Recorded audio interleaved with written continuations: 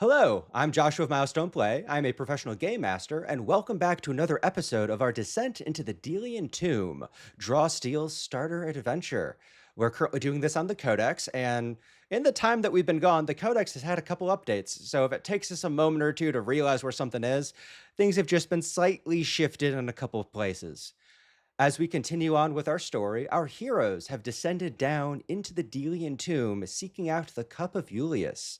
If you've been here since the beginning, you have followed along with our adventurers as they have initially come here to save Violet, the daughter of the local blacksmith. However, the goblins that had taken her were trying to do some form of ritual using Violet's life to break through a mystical barrier. As our heroes have saved Violet and gone on a number of other quests to help the citizens of Broadhurst, you lot have also gained knowledge on the tomb, knowledge of the Cup of Iulius, this artifact capable of empowering the mundane individual into that of a hero, taking peasants, paupers, farmers, and shepherds, and giving them the power to fight off the greater evils of the world. However, if the goblins that captured Violet know of the Cup of Iulius, if they're capable of getting it to empower their own already formidable ranks, who knows what tragedies they could wreak across the countryside. There are rumors of a goblin queen, Queen Bargnot, that is in the area. Speaking to some of the locals, you know that decades ago, Queen Bargnot had an uprising.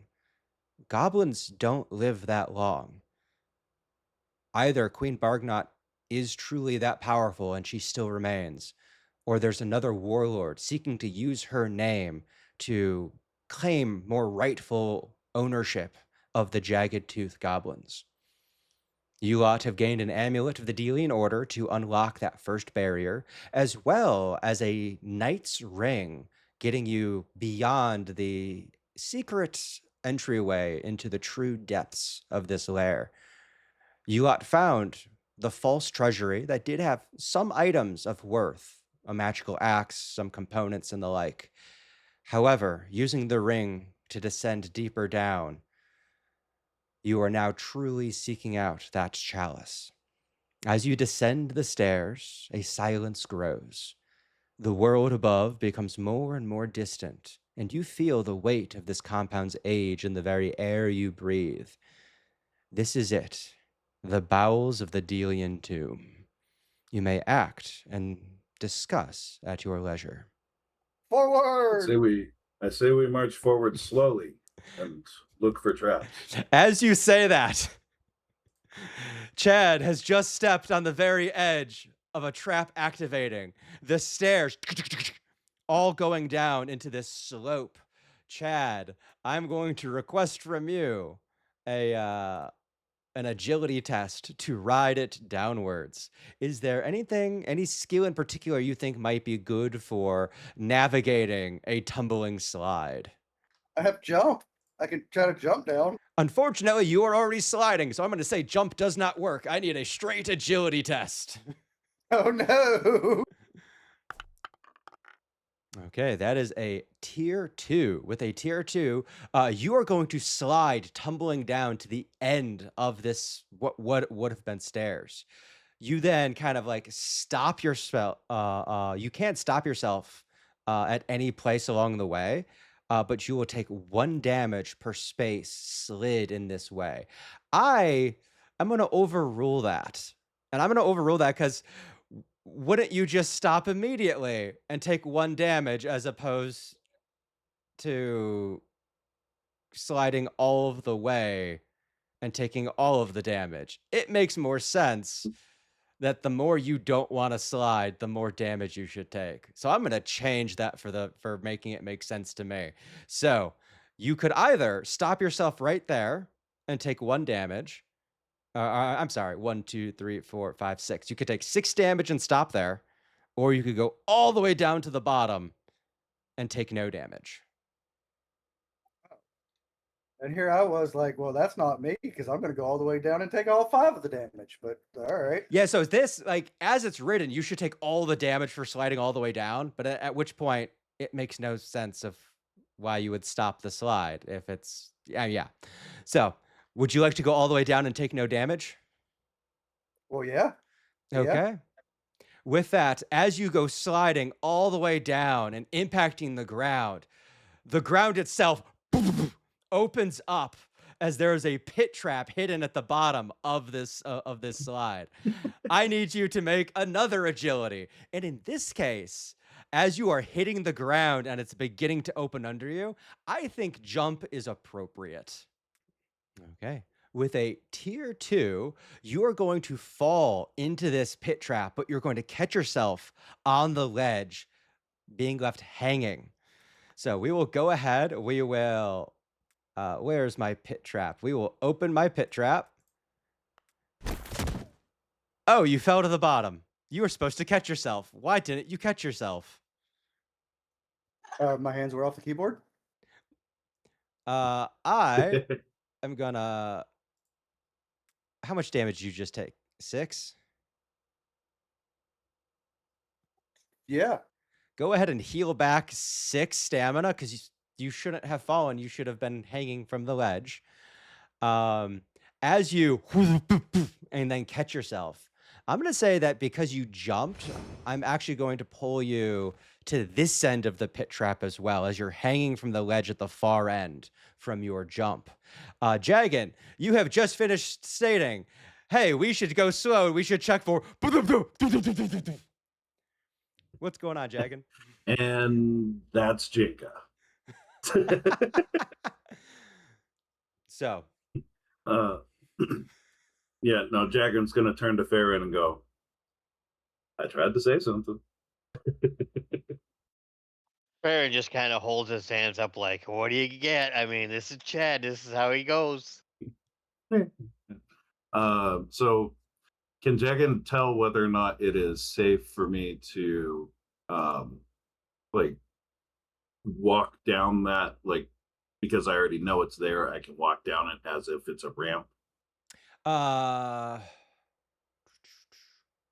yes, so that is going to become difficult terrain as you are now like slowly moving down on your own, which is another reason why I find that like not promoting on the progress of sliding all the way down is weird because then you take a single point and then you walk down. So you can slowly begin to make your way down this ramp. However, Okay, I'm gonna go ahead and stop you about halfway down. So if you see where my cursor is, you can just go up to there. good. And then while you are slowly making your way down the ramp, Farron, what are you doing? A similar Sorry, approach, but instead. Sorry, go ahead. sorry, real quick. I am gonna be using my climb skill to hold on to the walls if there's handholds. Awesome, So, awesome, awesome, awesome. yeah. Farron. That's pretty much exactly what I was getting at before I was uh, overridden. Essentially, he would be going down, but he's more climbing than walking at all. He's just using the wall as a, just using the grooves between the mortar and bricks and whatnot to get down. And Gambit would pretty much be riding his shoulder. Okay, awesome. You can go ahead and put yourself even with Jagan. And then as you lot are beginning to like slowly make your way down towards Chad, you have taken that heavy blow as you've like caught yourself on the ledge. Your chest has pounded into the wall of where you currently are. You're gripping the top, beginning the act of pulling yourself up.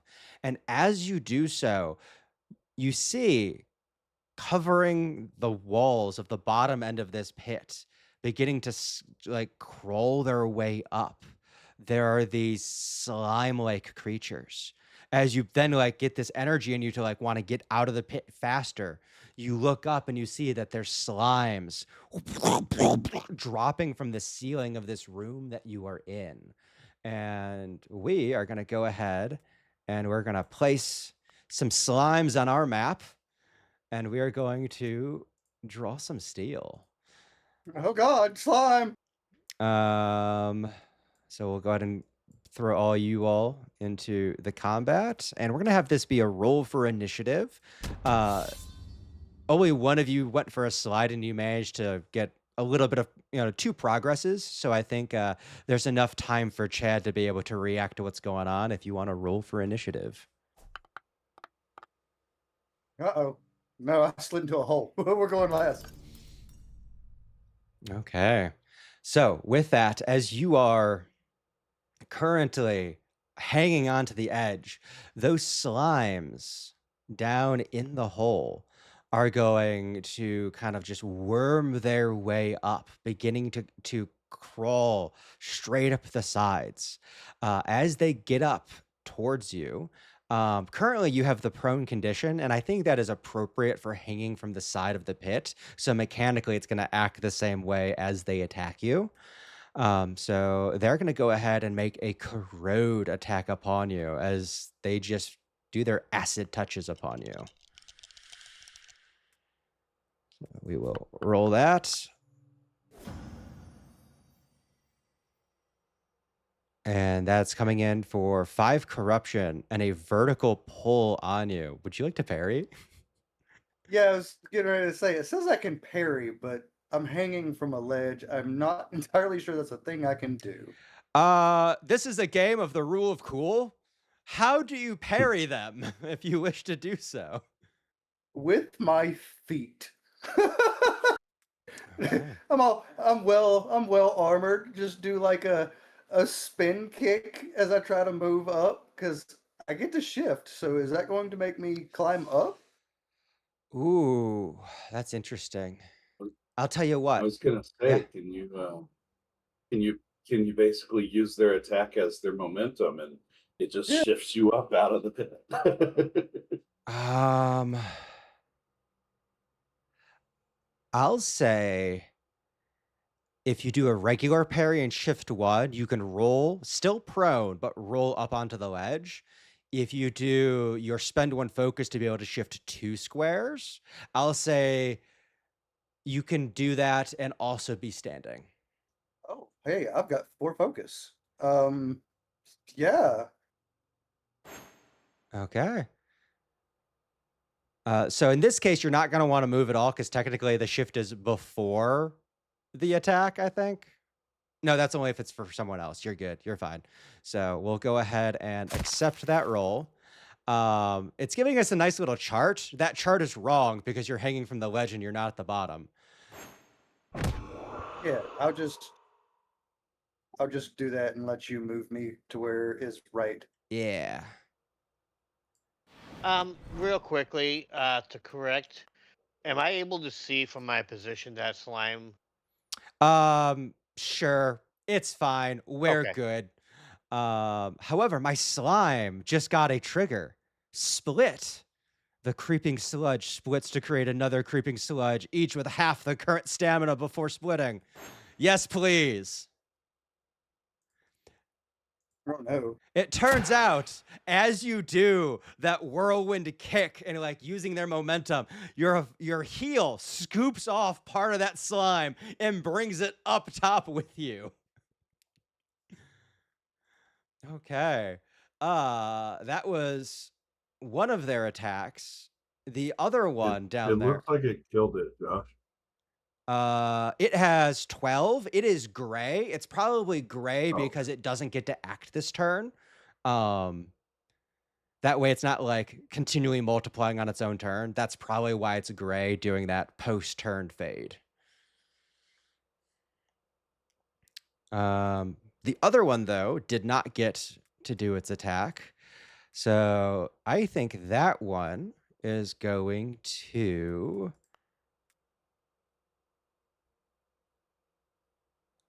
it's going to finish crawling up onto this slope. And then I'm going to spend 2 of my malice to do an oozin grasp as all these tentacles begin reaching out to Jagan and Faerun.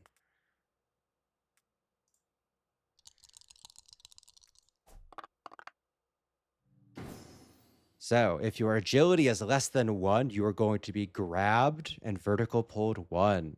Does that affect either of you? Thanks, not Farron. me. Faerun, okay. So you're going to be grabbed, but your stability is too much. So despite this thing having a tentacle reaching out towards you, it cannot pull you closer. And that is going to be all of their activation. With that, we're going to go to any of you. I have a thing unless somebody has something bigger. If you got a thing, do a thing. Yeah, go for it.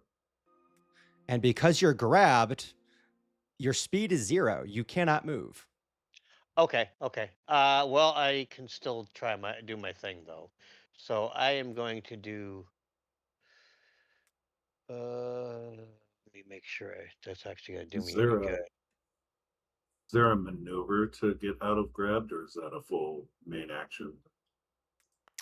I believe it is a maneuver. I am looking for it in the maneuver list for the escape grab.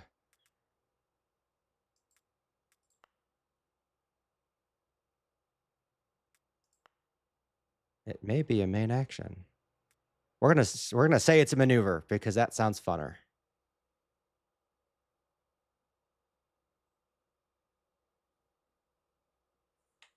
Oh, there's escape grab actually right there. So I'll start with that.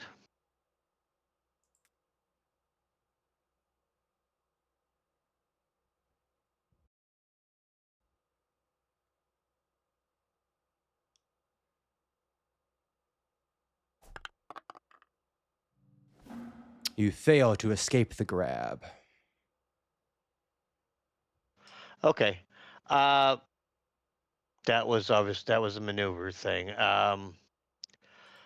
I don't know if the range is going to work on this because I think I got to roll a certain amount for it to extend. But I'm going to try a kinetic pulse on him. That doesn't work. Okay, hold on. Yeah, the kinetic pulse, it pushes further on a good roll, but it's only ever affecting creatures one space from you.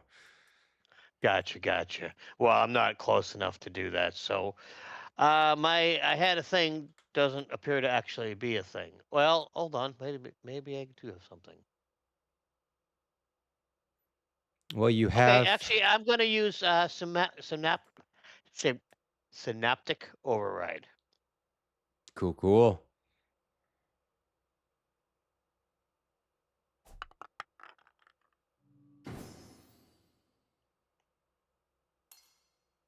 Okay, with a tier 2, the target shifts up to their speed and uses their signature ability against any enemies of your choice.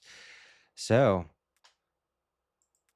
uh, Let's go with that one that the original of the split one. okay. So you're just gonna move it just a little bit down the slope, Yep. and then And apparently I'm in the wall. oh, that's weird. Yeah, It's That's all because right. he That was just a grabbed. joke. that's It because pulls you're him. grabbed. Yeah, so we're gonna say that you get pulled there because you're grabbed. Um, and all of that movement probably just broke the grab on you. Does the control Z work? Can we control I Z our have way through a this? target shifts up to their speed. Use a signature against enemy of each. It was just confirming that I Oh, had that. awesome. You can do Oh, it. there we There you go. go. And I'm once still again, it pulled into pulls the. you into the wall. Um, I'm going to go ahead and move you there. Aha, you are still grabbed. We figured it out. Okay, I'm gonna try the corrode. Okay.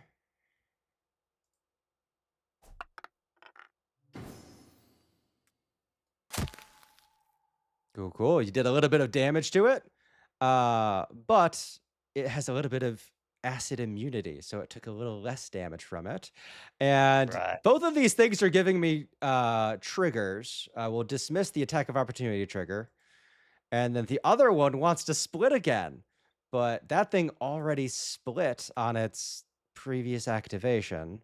Oh, it's a free triggered action. Don't mind if I do. These things are just everywhere. Right. Okay, that should be all I can do. So That'll be the end of your turn. With that, I have some more creeping sledges, but I'm interested in what these emit putties are. So we'll activate the 2 emit putties over to the right. And as we look at them, there's a couple of different things I could do. I think I want to move them up and I want them to sputter. That sounds gross, right? Let's move them I don't up. like it. And let's go ahead and let's sputter.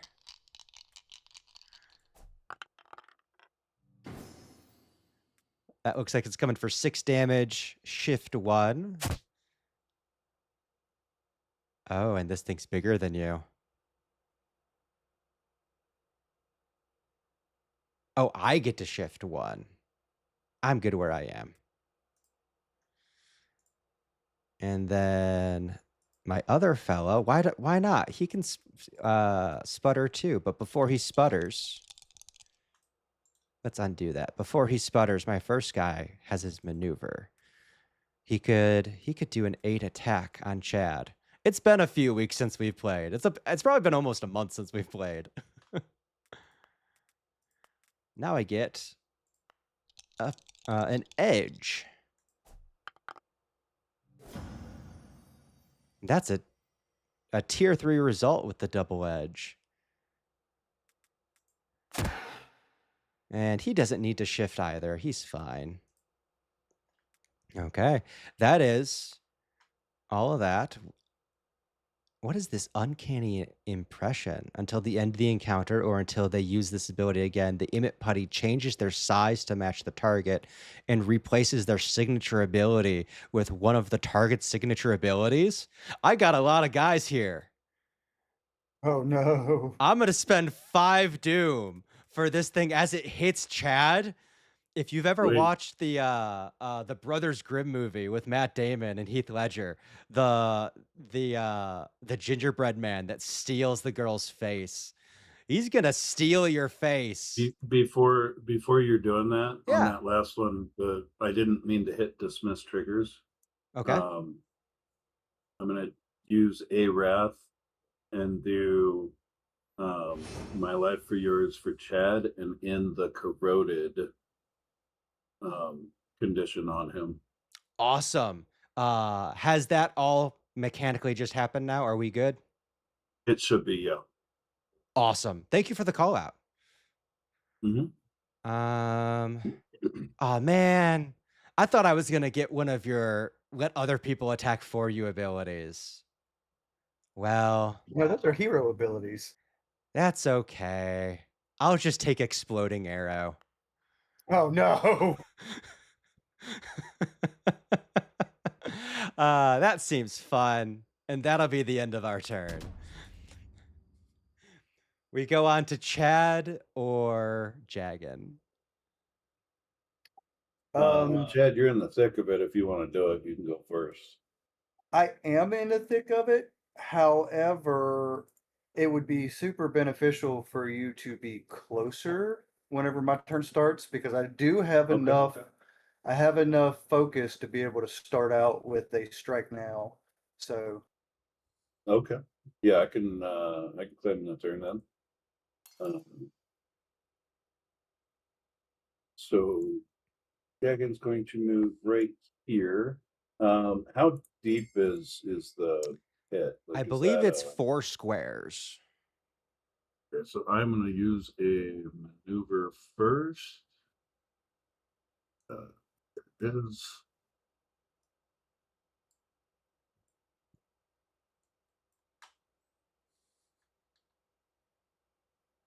Did we confirm that like the vertical pull drop doesn't work thing? It should work. It just depends on how much size and agility and stuff they have. So my goal is to take that one and pull it where my cursor is, and we'll see what happens. Awesome. Because then he should be dropped on that slime underneath. if he doesn't move. Well, it looks like you did not just get a pull on that guy for whatever reason. So, Yeah, how do I? You could pull him 2 squares like up. it gave me it gave me 3. Like it said max of 3, and then I was supposed to be able to pull him right there. Gotcha. So.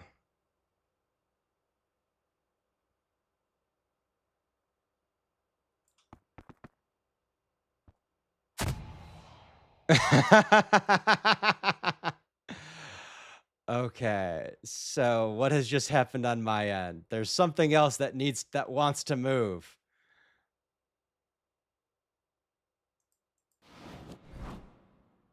I don't know why that thing wanted to move there. Um, that should be below. Looks like it's got a reaction trigger or something. Yeah, its reaction trigger is to split. I am gonna go ahead and I'm gonna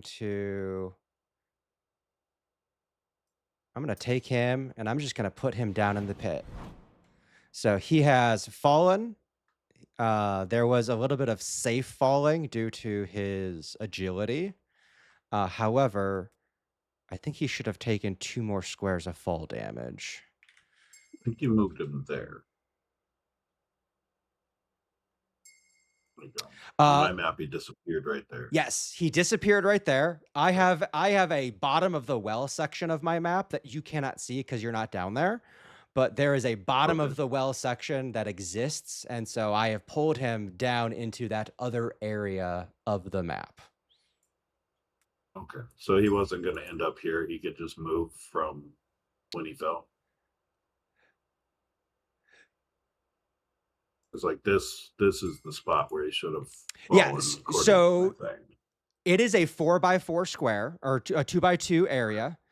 And there is literally another section of the map that you cannot see. That is the bottom layer of the well. So he is down there and he has fallen down there. Okay. And then just so you're aware, I meant to click damage to the judge because he did take damage from that fall. Cool, cool. But I accidentally clicked damaged by judge. So I'll keep track of that. I don't have an extra wrath. I just will be able to gain my extra wrath if I get damaged by my judged creature. So Okay. And you're cool with that? yeah.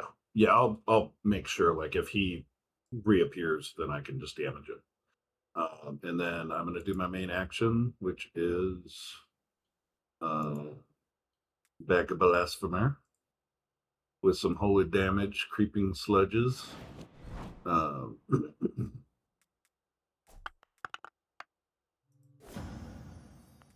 nice. Do you have anything you need to react to with that? No, I'm good. I'm good. Okay.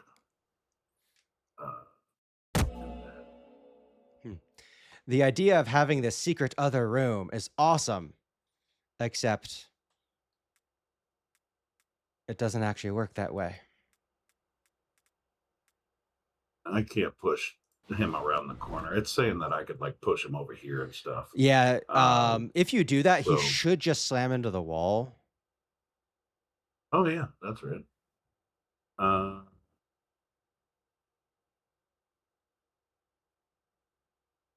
Yeah. Okay. And then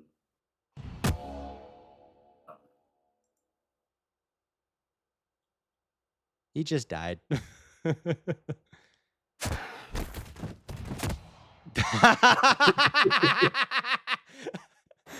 All of that time we just spent on where is that putty underneath, and you just dropped another dude on top of him. I'm gonna judge this other one. Of course. Found him. I think that was all of my turn. No, I still had a movement, so I'm gonna move there. And you said this one is not dead? That one is not dead. You're correct. That one is Okay. winded. All right. That will be the end of my turn. Cool. Sorry for all the confusion as we are now figuring out Codex dynamic map multi-layer nonsense. Not nonsense. I'm glad they're doing it. It's just figuring it out. I have a couple more creeping sledges, and I have one more emit putty. I think I'm gonna do my creeping sledges. Nah. Why do that? Why do that when I can grab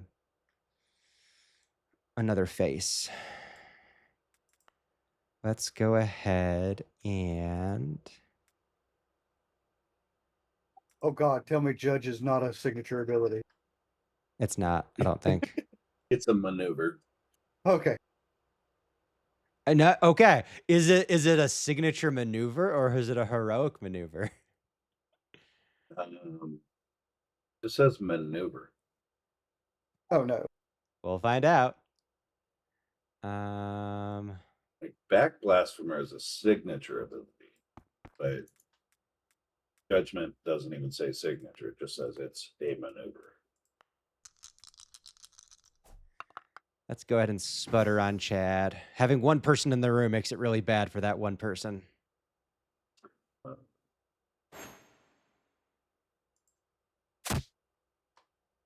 And then...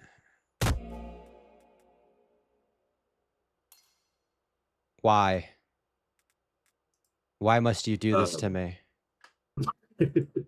It didn't take falling, so I you're good. I saw a little 4 pop up, but also, yeah, no, this Oh. these things got some fallen capabilities.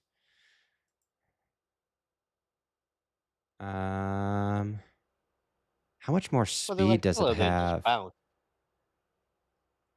Okay. How do I can't. Okay. I was gonna just have it try and climb up the wall, but I physically don't know how to maneuver it to climb up the wall. On ground, -8. 1, 2, 3. Okay. It has used the last remaining of its movement to climb upwards as it's beginning to climb up out of the pit. And that'll be the end of its turn. With that, we go on to Chad. All right. Oh, dang it. Hold on. Can't see. Here we go. As you're pivoting around the corner, just squishing in your square to the side. Oh, I didn't. Oh, I was supposed to shift click. Okay. Well, I'm going to remove 5 focus, and Jagan and Farin are both going to be able to use a signature ability. Me, see. Hold on. It's not letting me put the square where I want it to be squared. I'm gonna try this. It So should give these 4 squares, but it's like it either gives me these 2 squares, these 4 squares, or these 2 gotcha. squares. It won't let me like I don't think you would hit the putty down in the pit because it's 5 squares down. But also well, you said it climbed up 3. yeah, turns out I'm wrong. It's an 8 pit. It was at okay. -8, and then it climbed up 3 to get to -5. I was very wrong about the size of that pit. My square is a 2 by 2, so I should at least be able to hit this one and this one. And right? I Like agree these with 2 that. putties. Go ahead and don't even use the ability how it wants you to use it. Just do a die roll, and we'll math it out since the corner's getting in the way. Just like Okay. ignore the prompt, do a power roll, and we'll just look at the chart. Okay, so the power roll is up on my screen, so I will just do the power roll. Okay. Wait, no, that was just a single 10. Sorry. Power roll. There we go. So that's going to be 12 plus 2, 14, So which that gives 7 holy damage and 2 push. 7 holy damage, 2 push. Fantastic. Yeah. So my first guy will take the 7 holy damage. 7, not 37. My other guy will take the 7 holy damage and die. And then the one by Chad, it's 2 squares push. Yeah. Where would you like to push him? I don't believe I can push him directly into the wall, could I? Like Um, a 2 square push this way? I mean, each of those squares is technically farther from you. I don't like the angle of it, but it's rules as written.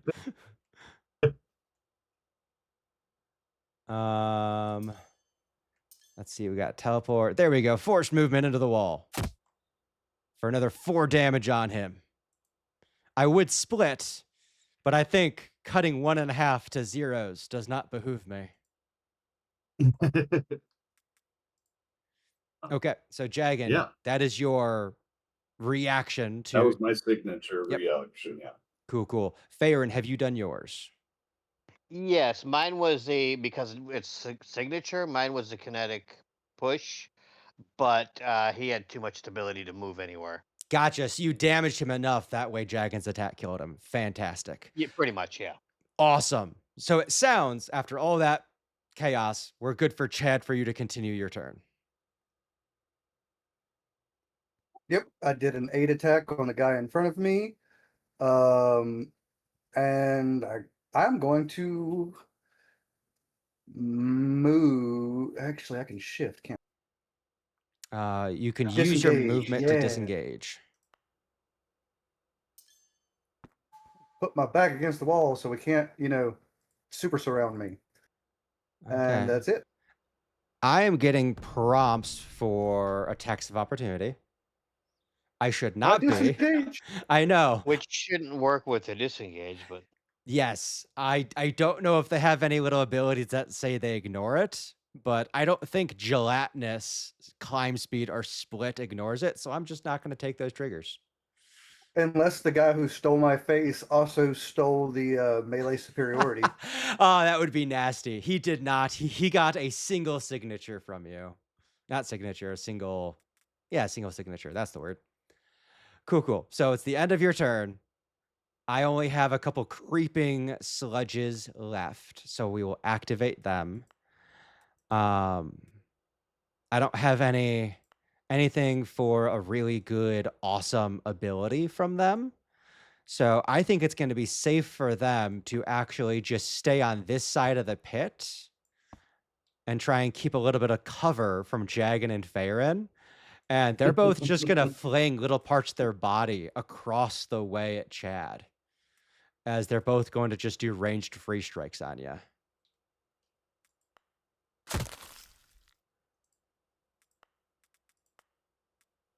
Oh, that one does have to be closer to hit you.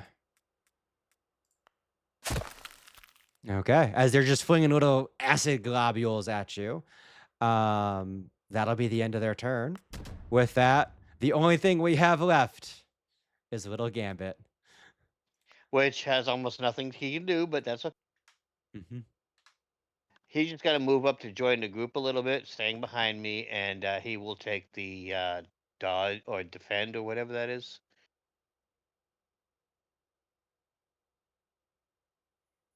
Okay. Yeah, defend.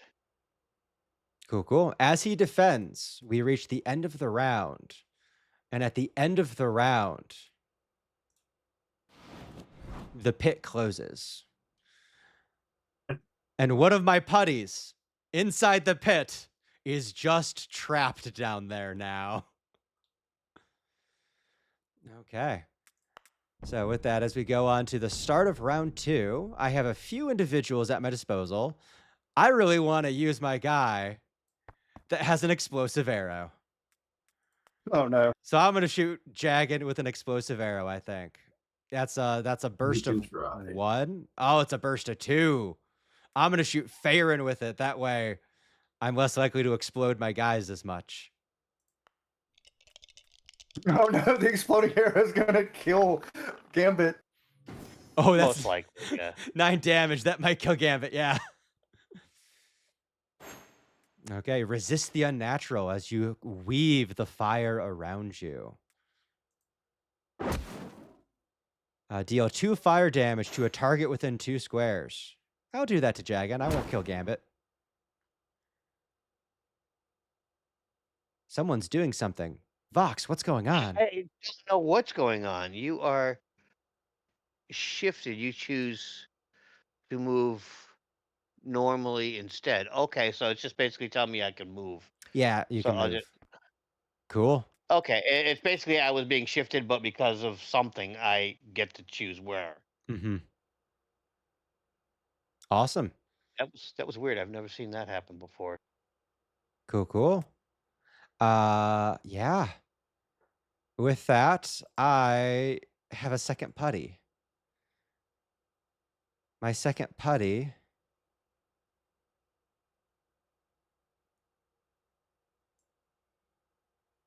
is going to move up to Chad. And he's going to use his maneuver, and I'm going to spend another 5 of my malice to try to take your face. It's not even a try. I do it. And this one will take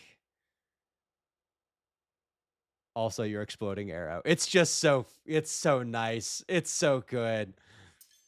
It will move back, triggering an attack of opportunity from you, Chad. It does not know you have combat superiority.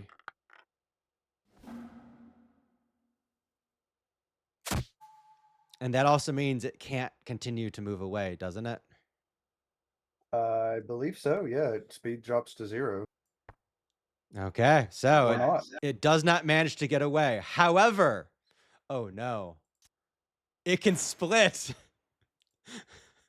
Chad. Oh, I didn't get to keep the exploding arrow on the split. That sucks.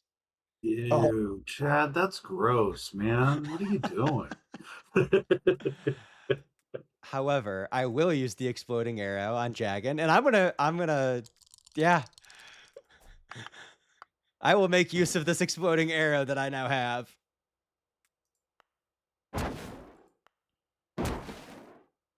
Okay. And then, ooh, my other putty looks like it also gets to go. The other one didn't, but this one did for some reason. Hey, Chad. I don't have enough malice to steal your face again, so I just have to come in Okay. for a sputter.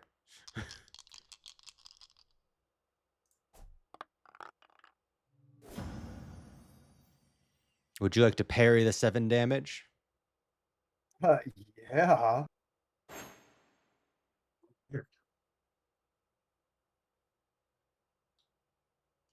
Oh man, there's enemies everywhere. Okay. And then I also get to shift. As you try to get away, and this thing just wiggles around. And it has not used its maneuver, so it'll do an 8 attack on you. And that'll be the end of those putty's turns. I have something. If Go ahead. Go for it. okay.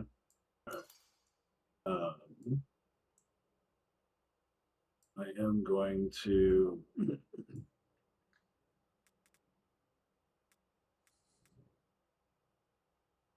I'm getting close, so I need to do this for myself. But I can choose to, because that other one is just, trapped in a hole. I'm going to judge this. And I am going to pull it up here. And it's only a vertical pull of 1, apparently. Whether or not it gets pulled, I don't know. I don't know why that's not getting pulled. It should get pulled. But it at least gets pulled 1 closer to you. Would you like it just straight south or southwest? Yeah, just straight south, I guess. Kind of trepidatious to try to step out on that pit that closed, because it might just open again. I don't like that. So I am just going to, from here, why did that not back blasphemer? Click to confirm. that pit is messing with my back blasphemer.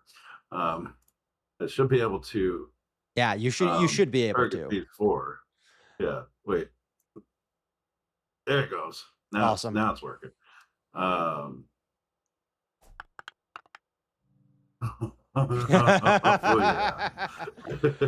yeah. There's gonna be some kills. So this is going to.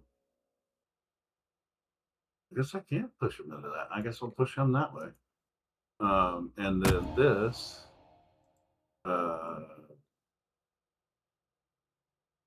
Just throw him in the Wow, corner. that's really weird. I think you I guess killed that them is both. I further think that's than why me. it's not letting you do it.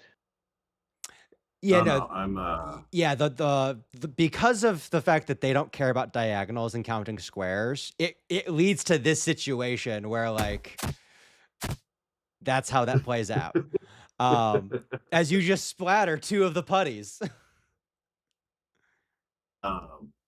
and then I guess I do have movement still. Let me see. I can't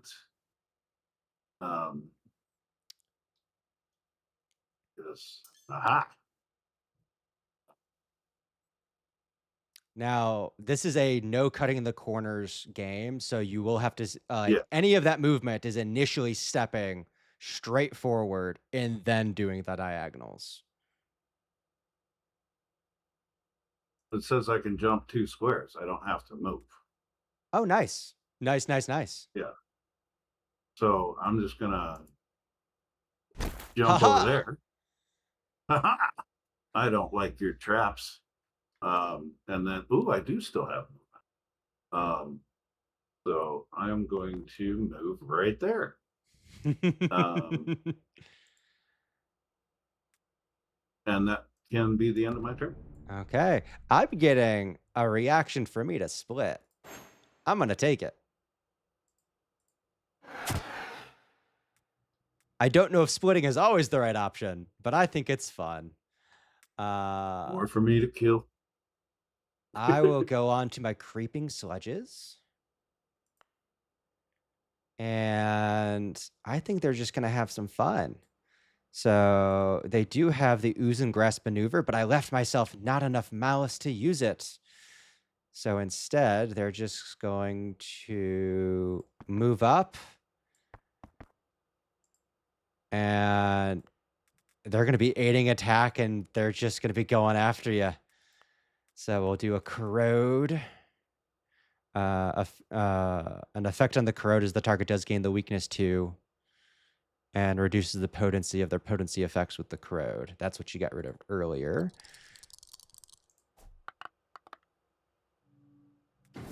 So we're starting off with 4 corruption and a pull that won't affect you.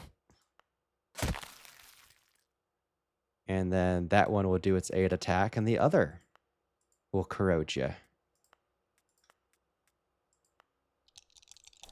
As these things are just trying to dissolve you from the ankles up, like Nebuchadnezzar's statue. Ooh, I got forced movement, but nowhere to pull you to. Oh, that's what I should have been doing. I should have been pulling people into the trap.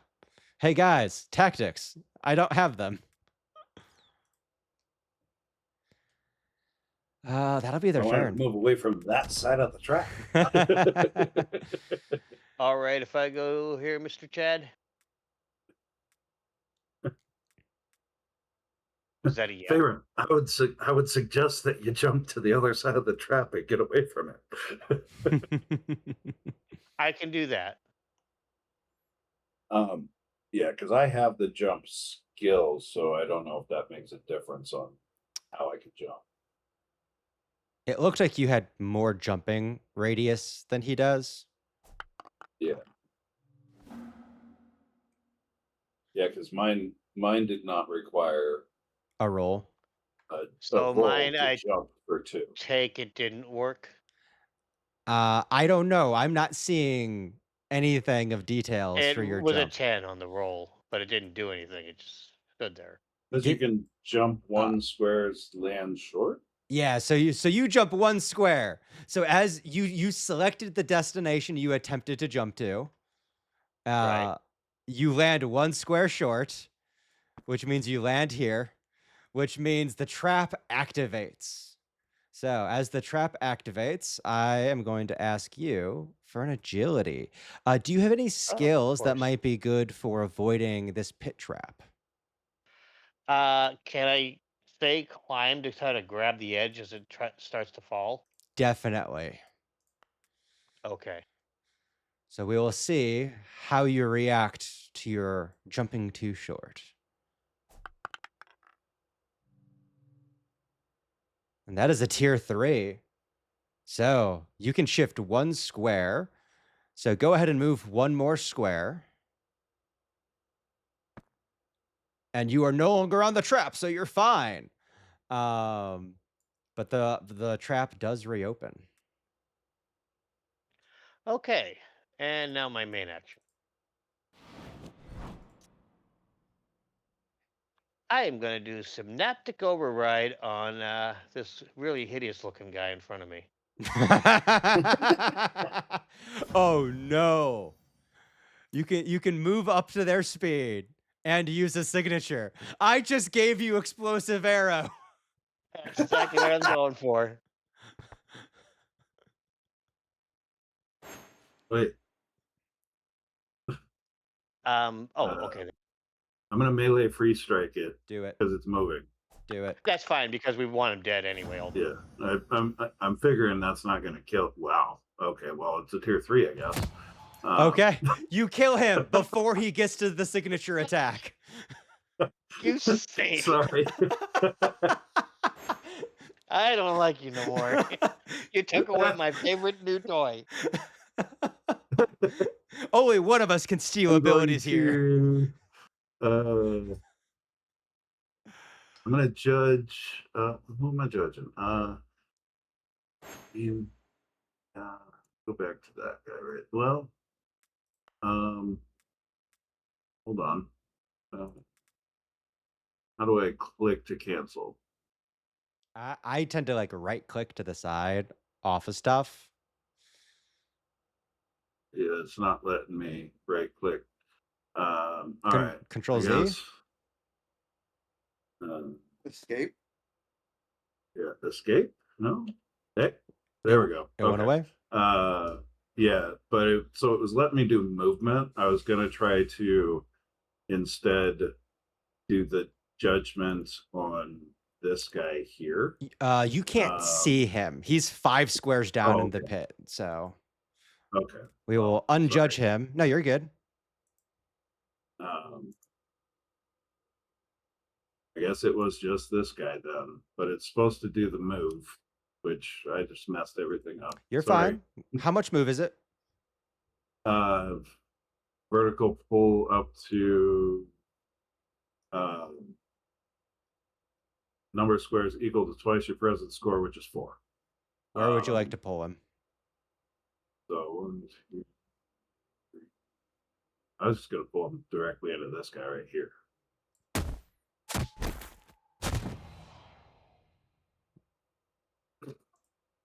Well, he died. Okay. They need to work on their forced movement stuff. Yeah, that one's not gonna let me do a force pull judgment chain, so we're good. Mm-hmm. Okay. It is still fair, and so Yeah. I yeah. was gonna Sorry, say, it's man. still my turn, right? Stole your kill. I for right now I will do a catch breath. Yeah, awesome. And now it's the end of my turn. Okay. With that, as we get to the end of your turn, I'm just double checking something. Cool. Okay, so I have my one Emmet putty that was stuck down in the pit.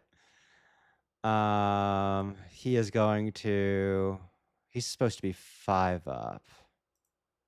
1, 2, 1, 2, 3, 4, 5. 3, 4, 5. So he uses all of his movement to climb up to the edge of the pit. And then he will use his main action to do a sputter on Faerun.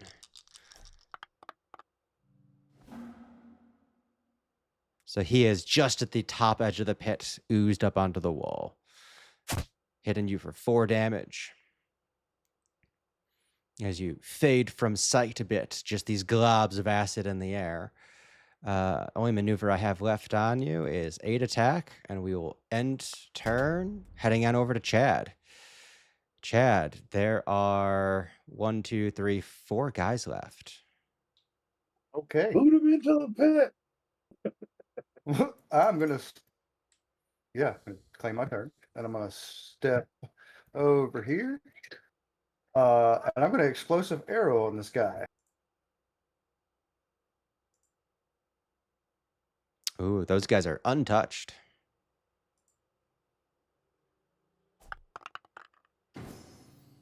All right. Oh, you know what I should have done? I should have marked him first.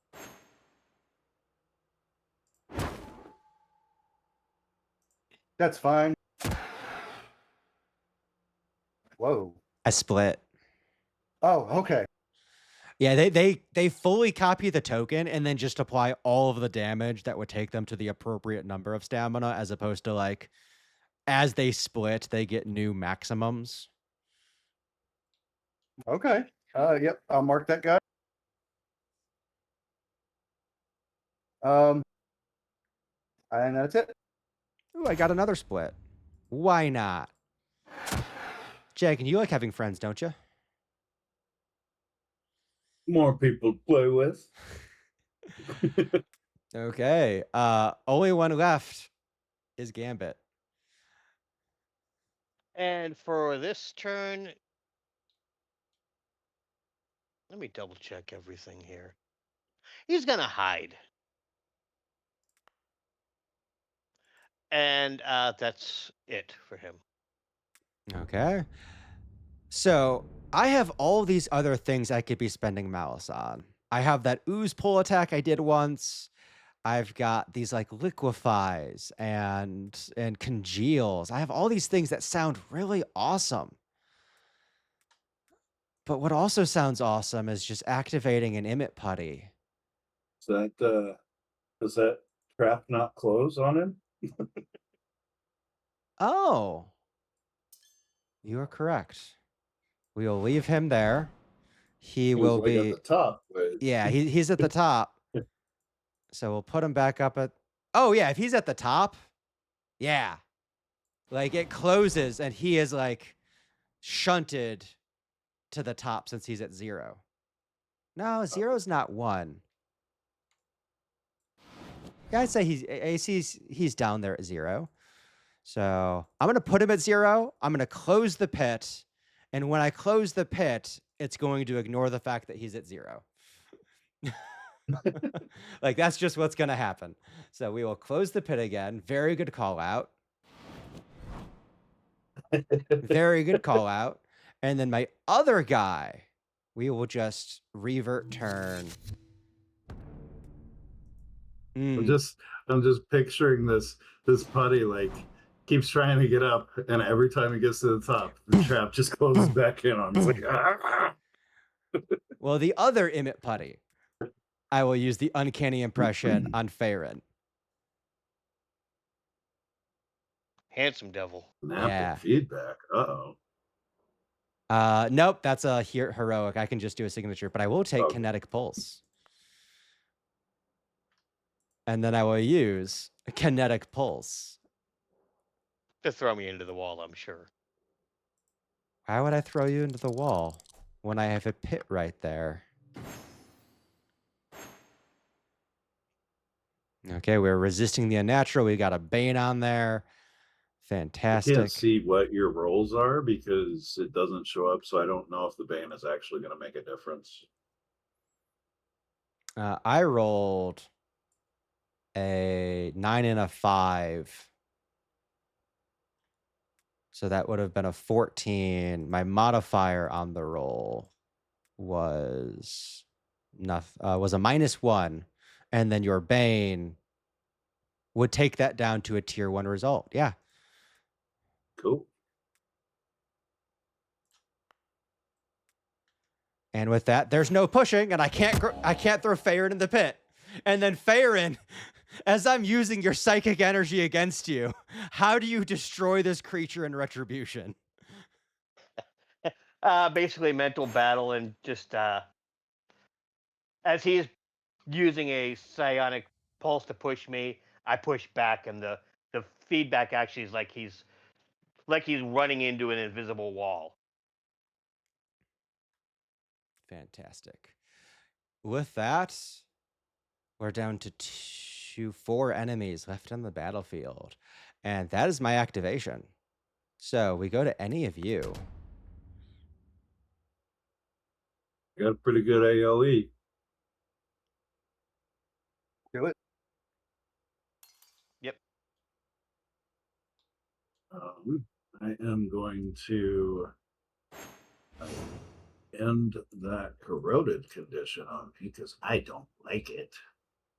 And then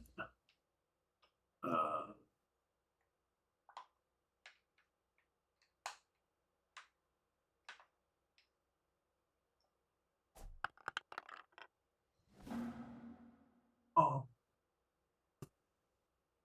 they can't all be tier 3s, I guess.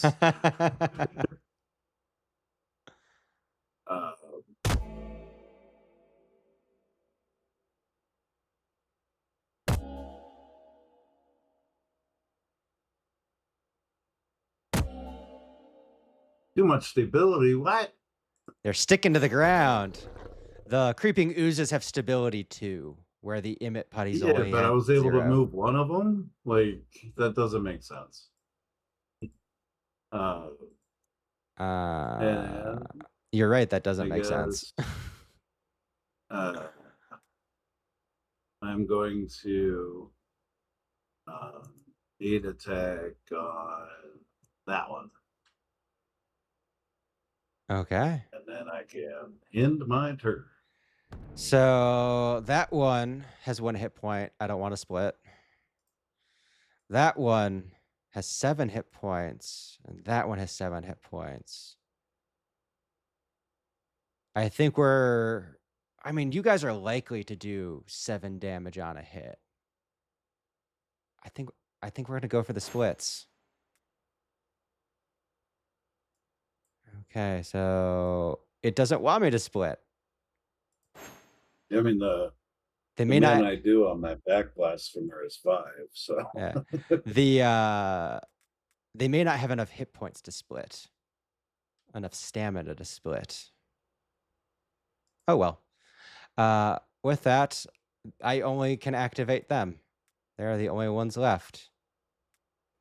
Their copies aren't in the initiative.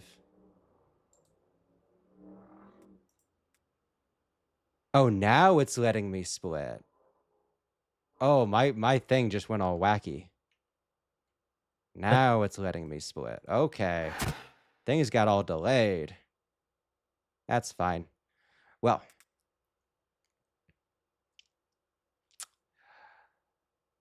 I think we just hug Jagan.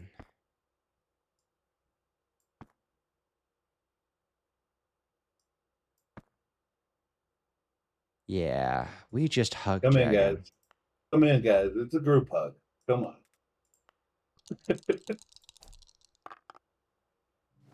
3 damage.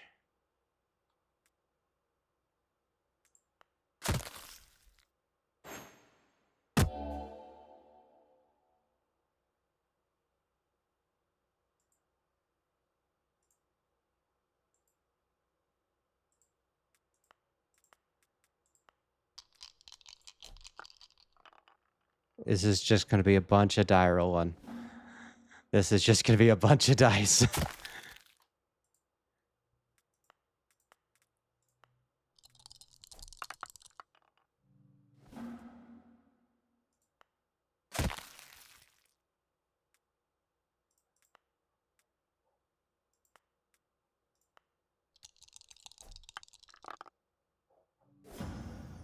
Ooh, pull 2. Bad position. Can't pull any. That sucks.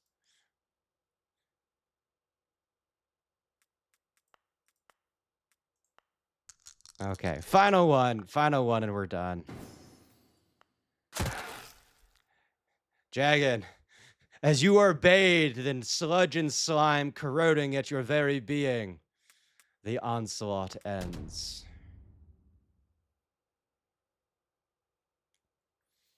We have Farron and Way up. Chad. Chad? If I go, I can do a strike now. Yep. Give- All right. That might be the end of the combat. Yeah. Why didn't it do? Okay. Well, a Farron and Jagan both get to strike now. Signature ability. A lot of Codex problems today.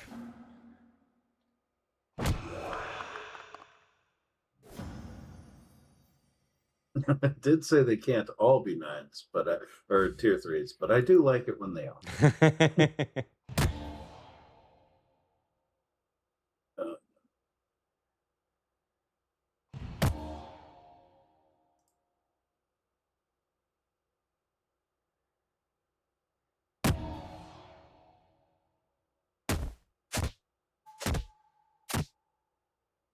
And with They're already that, dead. Wait, kill them. as Chad yells out with a strike now, and Jagan just pulses this secondary reflexive wave, following the first that happened on his turn. They're just splattering all over the place. We can go ahead and end the combat and award a victory. Let's see if there is an option for that in my nifty little journal. Award heroes 1 victory. Did y'all just get one? Yeah, you Yeah. did. Yeah, Yep. went up to 5. End combat. And we're out of combat. And this time we didn't get one of those end screens. Interesting. So, as you look around, you can see the clear mark on the ground where the trap door is, just the 2x2 area at the base of that sloped stairs. There are scattered creatures about just the goo everywhere. This is a large blank chamber, but if you look to the east, you see a hall that leads away. Outside of combat, as a reminder, you may spend recoveries freely. So this is kind of funny because like I'm hovering over the heads and it says Chad felled by Jagan on round 2. Farron cleansed in holy light by Jagan on round 3. Chad crushed by Jagan on round 2.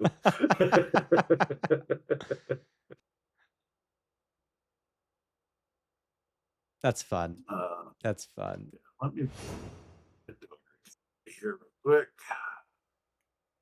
I have 4 left. How's everybody else looking? I've got 5. On recoveries, I'm at 4. Okay. All right. We really should be more careful when we walk into things. Maybe look for traps. Slowly. Let's look down Good this hallway. hallway. Farron, yeah? I don't know if I can do this because I don't know if I actually have a flask to do it with. But is it possible to take a sample of these sludges? I mean, they're necessity. Totally. You can totally take a sample of them. I went ahead and just moved Gambit up into the room so we don't forget about him. Thank you. As you're collecting a sample, Chad is saying we should go slow. Jagan's saying, yeah, you see why? As Chad just goes running off. Chad. Oh, go ahead, Jagan. Oh, I was gonna say also like the ones that had transformed into the others, I'd kind of look at them and see, if they were going to dissolve back into their own selves or, if there was anything worth on them.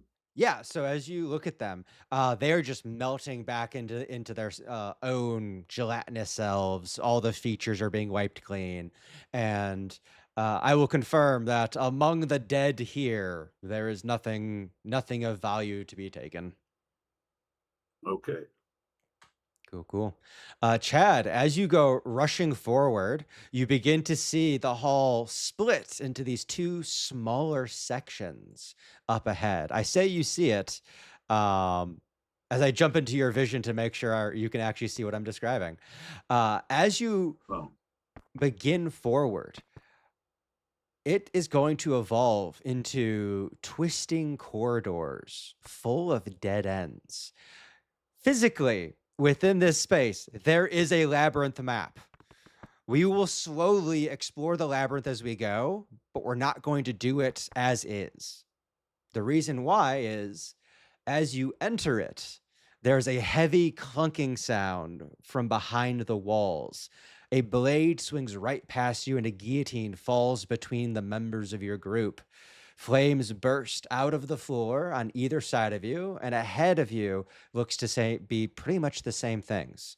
There are holes in the walls that suddenly release oil on the ground, creating slippery and hazardous surfaces that might themselves be lit on fire.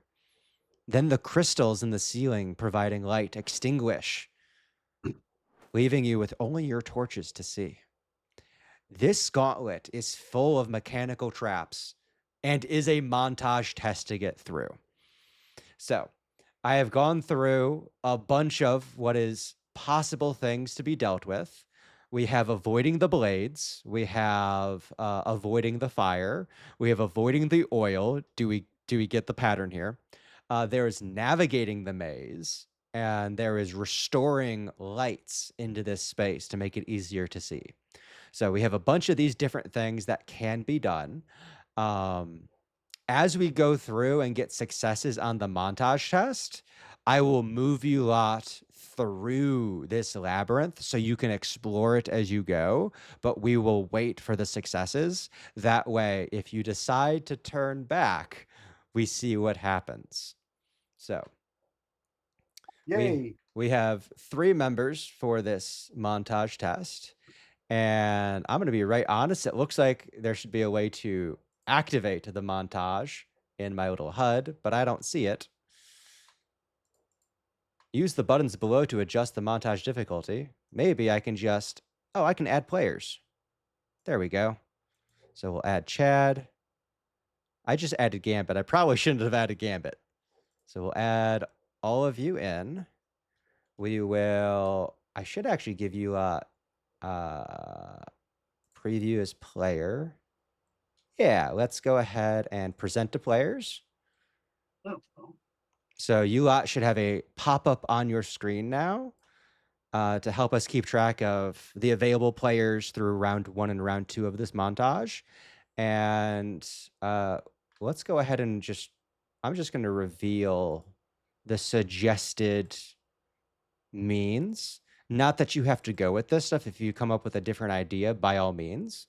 But this will help you keep track of what's going on. So you guys should be able to see the 3 avoid the traps, navigate the maze, and restore the lights. Is that true? Yeah. Awesome. Yes, sir.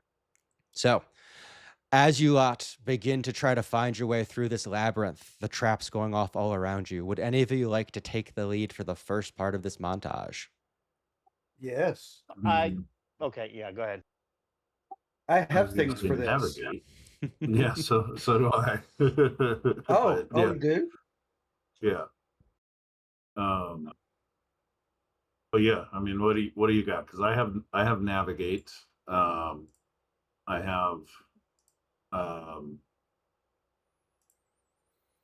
Oh, no, I have like endurance, features for like a this. lot of endurance. Like a feature? Yes, I have features for montages. Oh, So I've well, got go there. teamwork. Teamwork is when I take my first turn during any montage test, I can both make a test and assist. And I have put your back into it. So whenever I assist somebody and obtain a tier 1 outcome, the assisted test does not take a bane. Additionally, I can turn a tier 1 test outcome into a tier 2. Ooh. And my lead by example, all of my allies gain an edge on tests made to aid other creatures with their tests. Oh, So if you attempt to aid someone during the montage, you have an edge. okay. So if you go first, then I can go second and aid Farron with edge. I But also, I think the lead by example is just always on, so he does not Yeah. have to go first for you to get the edge on the aid. So Chad doesn't have to go first, but it seems like things are primed for Chad to go first. Jagan does not need to go first either. It is always on with lead by example. It's just there. So Before we go, I have a question. Can we see these lights, or are they out of sight right now? For the first part of your moving through, there are going to be these crystals in the ceiling that you see, and then they're going to go out, which then makes them like, oh, we have to solve that problem. Oh, okay, crystals though, but not torches. Okay. Yeah, your torches stay up. No, no, no. I meant I was for what I was thinking. It would need to be like a fire type source, but that's null and void. you would just use magic or alchemy or mechanics. For now, I think I want to activate No. Chad. That way we don't spend forever talking about the things we could have done. all right. So I'm just going to do a very Chad thing then. I will do a might endurance to avoid the blades as I just, push through very Chad like. And as also assist Jagan on whatever he does next. Okay, we'll go ahead and I'll be getting your test for the might endurance. So this will have an edge from Jagan. No, the assist roll will have an edge later on. Okay, gotcha. Yeah, you're making two separate rolls on this activation. Understood. Nice. That is a tier 3.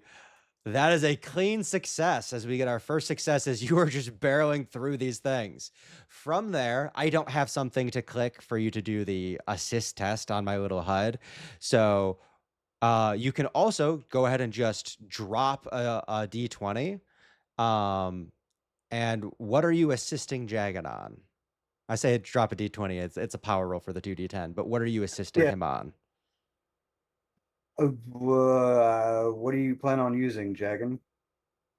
I mean, so the blades can be done twice. I could do the same thing you did. Do you have to have something that I have to be able to assist me? Because I was thinking I could do navigate the maze. Because I have navigation. I don't And know. Do I need to have the same skill to aid him on his test? It at least has to be related to the thing you're helping out with. So it doesn't have to be the exact same reason navigate, but if he is going to be navigating the maze, your assist roll is related to helping him navigate the maze. So I can't remember which one it is, but there's one that there's something that lets me do presence instead, and I want to make sure I'm looking at the right thing.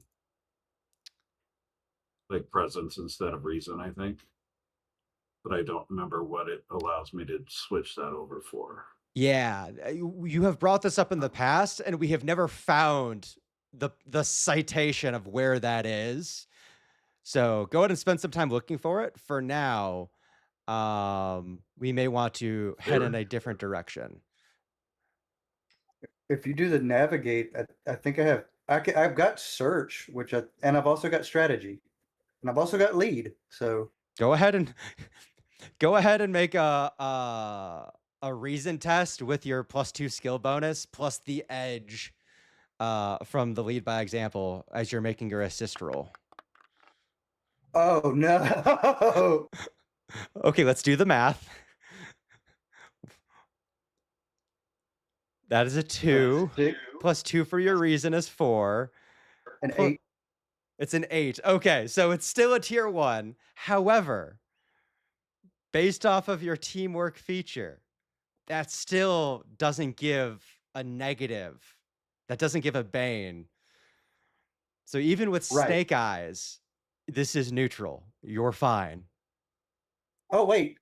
Um, can I use a hero token on that? Yeah, definitely. You guys We cool got with like that? 5 of them. I'll go ahead and spend it. So we're down to 4, and go ahead and roll again. That's better. That's a tier 3, I think. 13 plus 6 is 19. Yeah, that's a Oh, tier yeah. 3. So whoever goes next, Jagan going next with the navigating, would be would have an edge. Okay. Okay. Yeah, let me do the navigate thing then. Navigate. We'll do navigate reason because I'm still not able to find the thing. Yeah, it's something that's in your head, but we have never found it. So it's this Schrodinger's rule, and you do have an edge on this. It is saying skilled, but it's not pulling my skill in. If it's not pulling your skill in, we'll also add a +2. Navigate, yeah, navigate reason, and it says 2d10 plus 1, which is reason, Okay, but so I have navigate skill. you're fine. We'll add +4 onto whatever the roll is if it doesn't show up. That'll work. That's a crit. That's a crit. Navigate the maze. This obstacle can be overcome twice. Would you like to make another roll with all of the same bonuses for your crit? Sure. Okay, go ahead and make another Like the roll with all Minotaur the of the same Labyrinth. bonuses as we're maximizing navigating the labyrinth. I'll give you a reroll. Yes, that's something I need to do. So Okay. another +4 on top of whatever this roll is. +4 is another tier 3. So that is going to be a bop bop.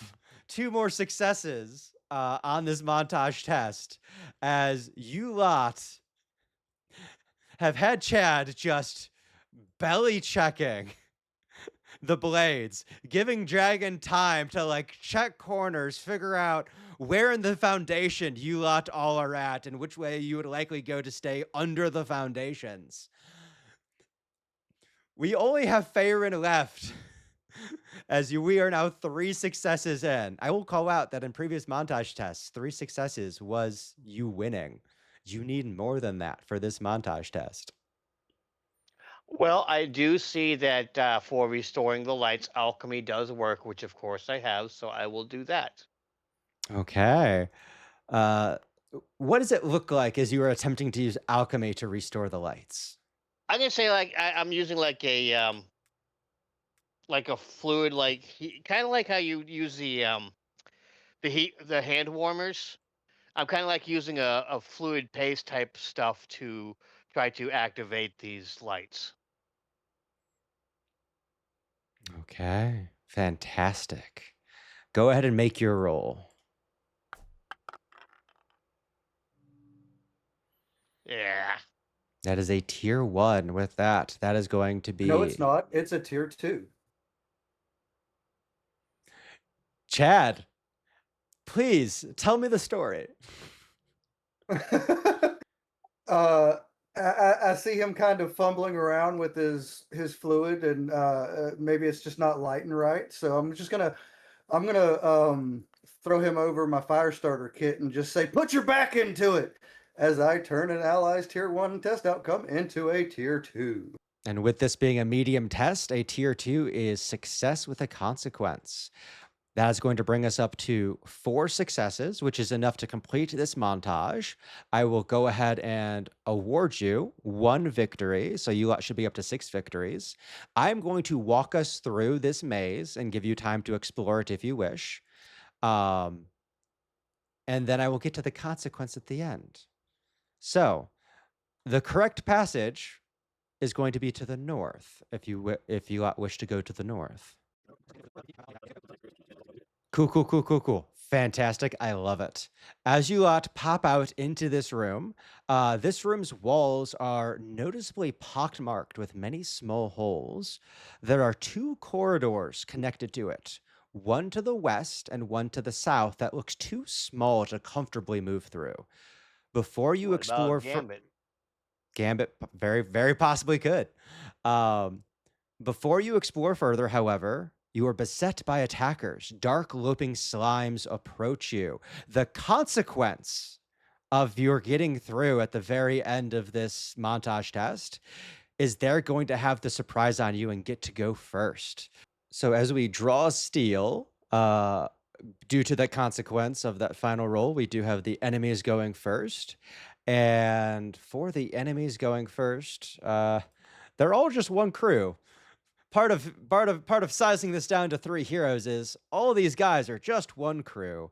So, my first guy is, you know what? Let's make him bigger. Let's make him badder. We're gonna spend 5 of our malice to congeal. 2 adjacent oozes combine into a larger one. The one that absorbs the other is going to increase their size by 1, gains a +1 bonus to speed, increases the potency of their potency effects by 1, and gains temporary stamina equal to the absorbed ooze's remaining stamina. So we'll go ahead and congeal, and we're going to suck that guy in as he grows bigger. And then as that one grows bigger, he is going to go ahead and use his Oozen Grasp. But you know what? Let's move here first and then use Oozen Grasp. So another 2 malice being spent. I'm using most of my malice immediately. And let's go ahead and attack. So if your agility is less than 2, you're going to be grabbed and vertical pulled 1.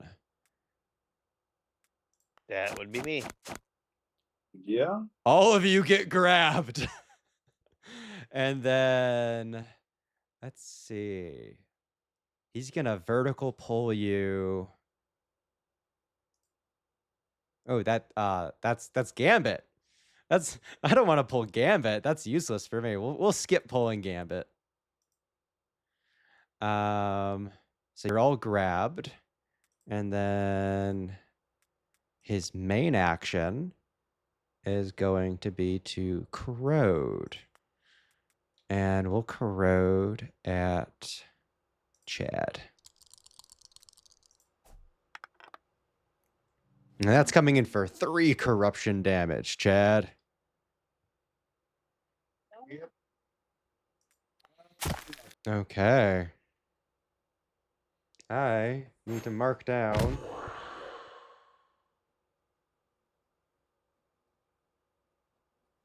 Okay.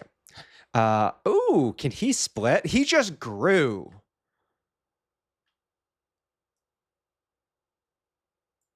I'm not going to split him yet. I'm going to get him bigger before I split him. As I share my plot and my plans. Oh, wait, no. No. That was a mistake. I had everyone else to activate. I'm sorry, I have to activate them. They have movement 1, 2, 3, 4, 5. They have 5 movement in their main actions. They do not get an action to maneuver because they are minions.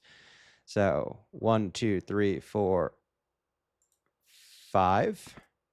1, 2, 3, 4, 5. 1, 2, 3. So they're going to move in, and then they're going to go ahead and they're going to do burning spray, as they're just going to splatter over each of you.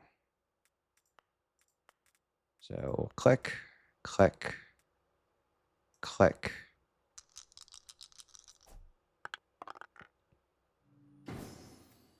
And that's going to be 4 corruption damage, as these things are just like little mini acid napalm guns.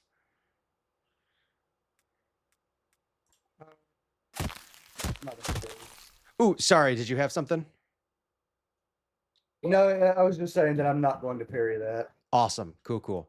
So that is the end of their turn, as I forgot to activate all of them. We go on to any of you.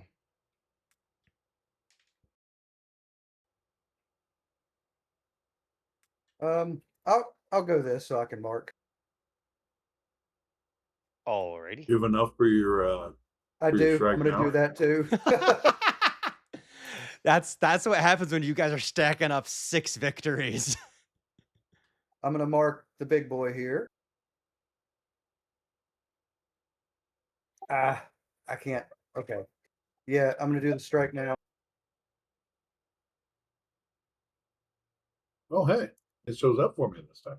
That's because I picked you this time instead of Farin. But Farin, you get to go too. I think there's something wrong with the resolution for my game, and I can't see to like change to do the toggle for it spending focus. I don't know.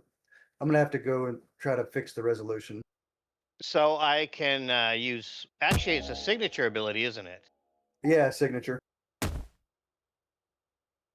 Oh, you're not gonna like me, Josh.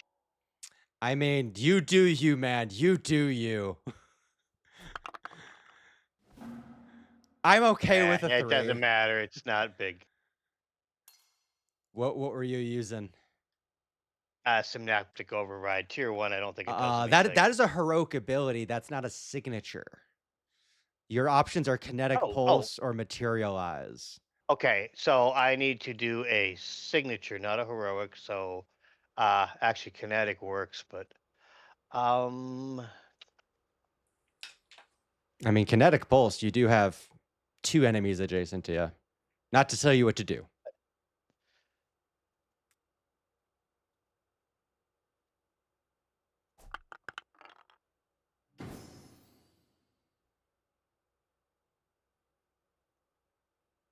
What did you get? 12. Okay. Cool. I'm running out of guys. Okay. It would be remiss for me not to call out. We don't have sound effects for the gears and the fire and the blades, but the gauntlet is still active from when you left it. So if you were to go back down that hallway, there is damage you take for being in the gauntlet as it's worrying about.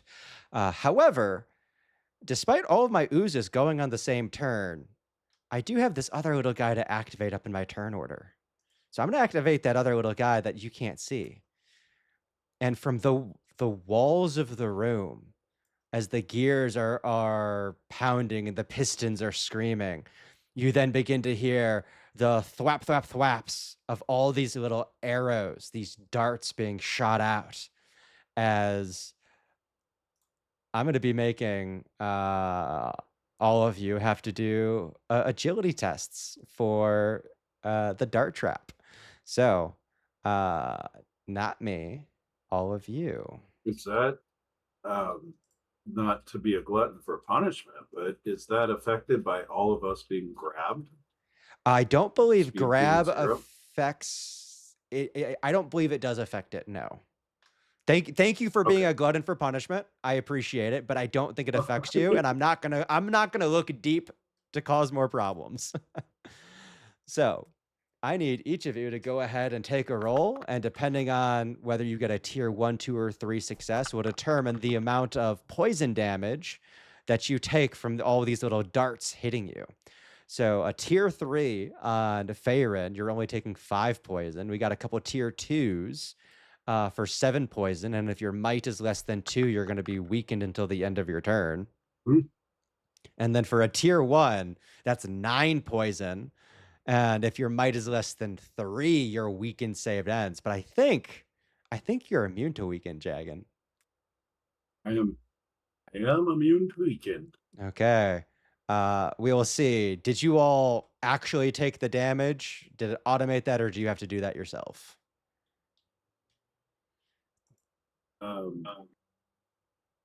It looks as though I got it.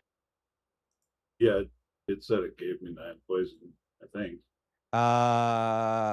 Yeah, it did. Because I Okay. was up at 40, 42. Cool. Gambit got a tier 2, should have taken 7. Gambit has 5 stamina. So if it automatically damaged things, Gambit should be dead.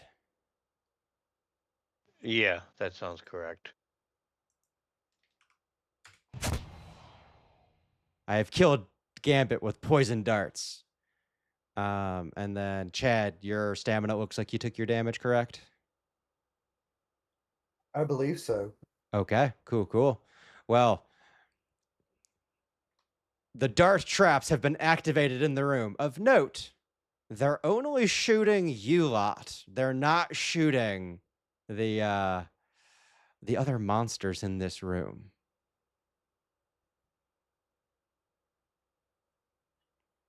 Ooh. I have realized a mistake I just made. For the sake of honesty, it only targets 2 people. Oh.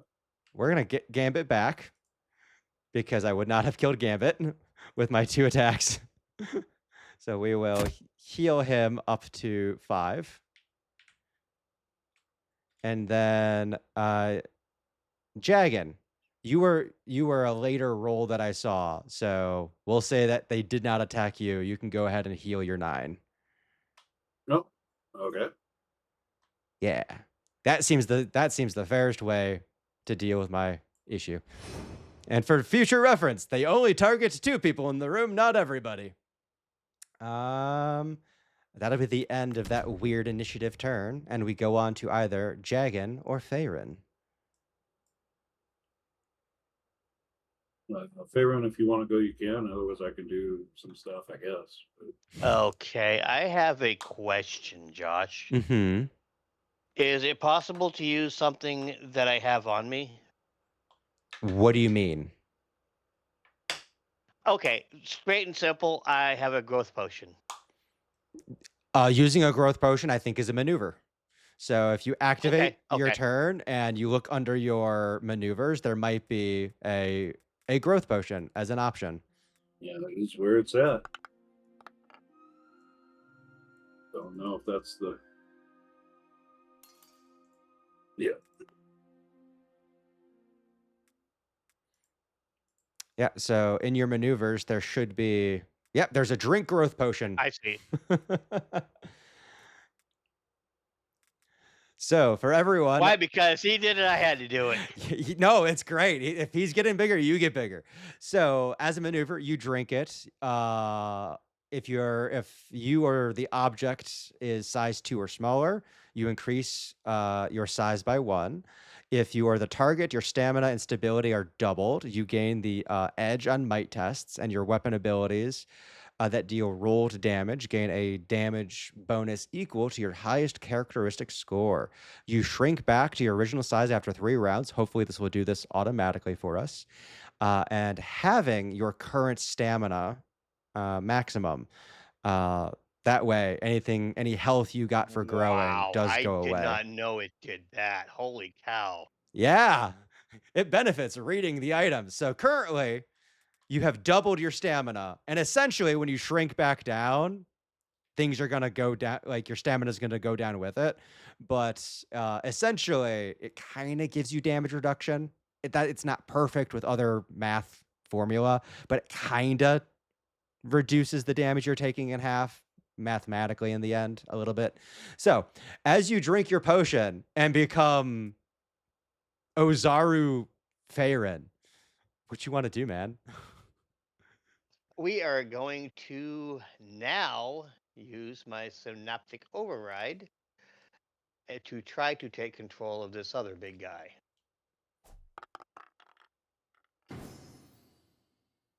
Okay. So they'll be shifting up to their speed and using a signature. So I don't know if you have Yeah. something on your screen that needs to be like, yes, do the shift or something. Because he's holding you lot, you're getting pulled. Oh, he moved. I can How hit can him. I undo that? Control Z. We need to control Z. Nothing's happening. Nothing's happening. This is great. Let's pull you guys back out. Okay, so Chad, you should be over here. You should still be grabbed. It would be horrible if I hit him with melee superiority because he moved and now he can't move. Well, if he moves, you lot will be pulled around, and you may end up in the gauntlet. I think I was here, and I think Baron and I was right Gambit next to were the both guy in in the different same positions. section, basically. Where do I need to move Jagan? Right there. Okay, you are right there on my screen. I'm one to the left. There you go. Yep, that's where I should be. Okay, so we got it to reload correctly on your screen. Awesome. So I Farron, was up a little bit there. you were up a little bit? What do you mean? Yeah, it's basically right across from him. Yeah. Okay. As I'm adjusting you, like, you guys are perfectly where you are on my screen. As I'm adjusting away from where you are to put you back where you are, that way it loads properly on your end. Fun. Farron, you could have the guy move, which causes all these problems with the fact that you are all grappled and will move with him. Right. Or you could not have him move and just attack the dude to your south.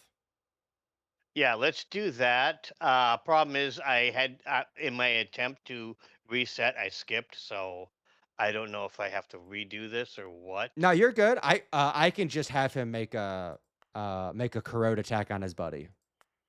Yeah, that's fine. Cool. Can you make him let us go? No. Oh, Letting you go is not a signature ability. So, there's the tier 3 result for me. Okay.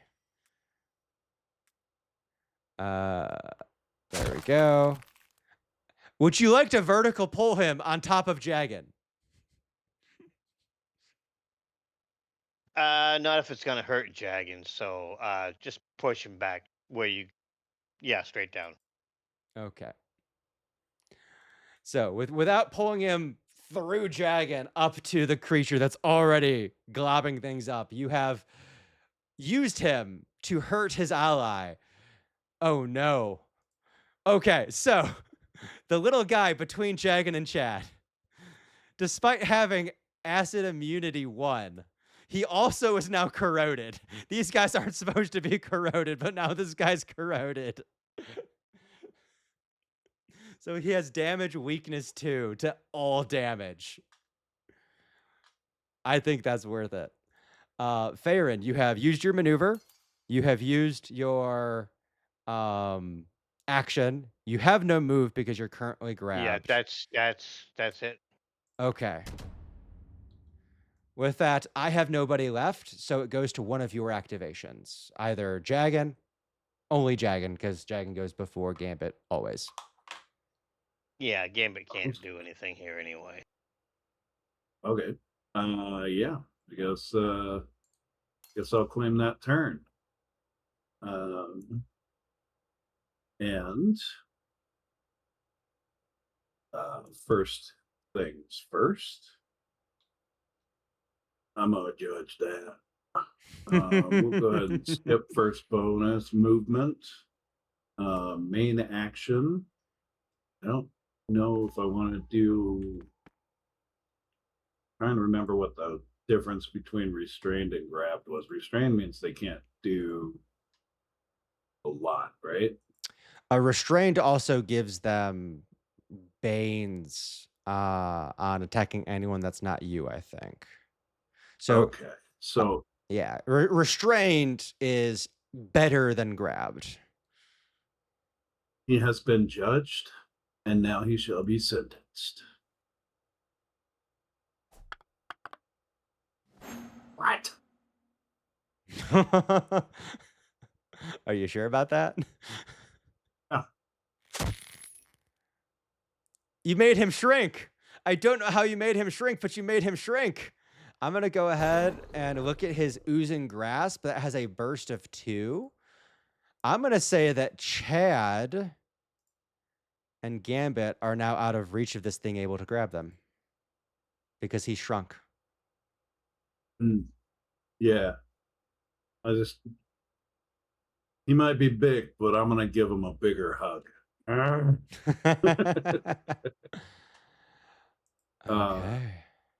And that could be the end of me. Turn. Not Okay. me. The turn. I mean, if you give permission, we go on to Gambit. What does Gambit want to do? Gambit, not understanding everything completely normal like, is going to come up here to this ooze and he's going to spit at it, thinking he can cause damage like it does when it spits. Okay. And that's it. Okay. Oh no, this is going to end poorly for Gambit. Yeah, it is. Well, it's Hi, not like he Gambit. can do much for us right now anyway, but Yeah, well, he could do a lot more than you currently know. So anyways, well, there is a tunnel too. I forgot about that. I'm a burning spray Gambit. I'm going to parry for him.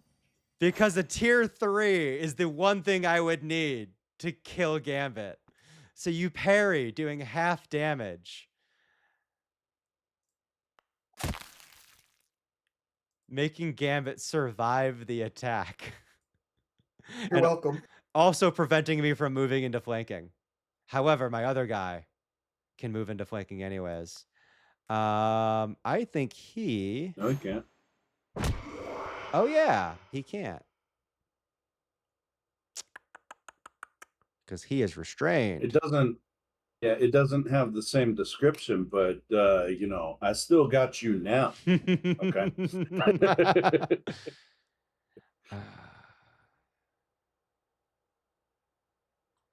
I'm going to use a mouse ability called Gush.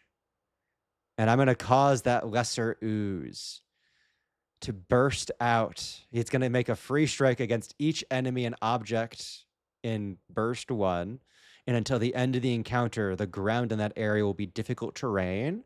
And each enemy who enters the area for the first time in a round or starts their turn there takes 3 acid damage. So we will gush. So 2 more damage all around. Gambit still alive.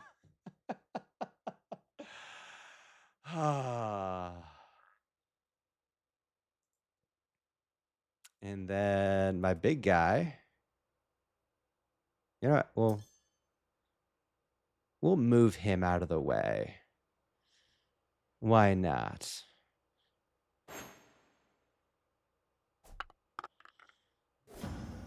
We won't move him out of the way. Okay, then I don't take... Dang it. What do you mean? You hit him, so he can't move. No. That was he's not a marked target, so I don't get melee superiority. That was just an opportunity attack. Oh man, I didn't accept the roll because I thought you were not moving him. Oh no. I meant like because you hit him, he can't move. But what was the damage on the roll? Like 11. That was a tier 3 attack. It was There's 11 in the action log on the left. Oh, he dies. Okay. He just dies. Okay. Well, I still have my creeping sludge. That's going nowhere. We're going to try and pull Faerun into the ooze.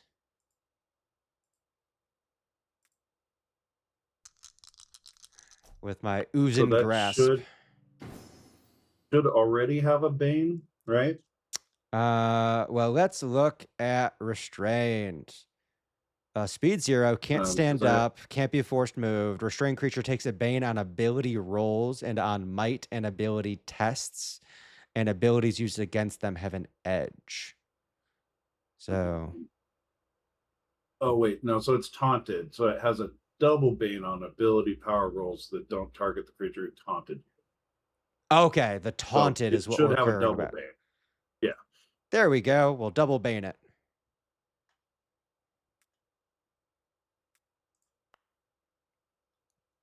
And nothing else happens because of the current situation. No one can get pulled. Sucks to be it.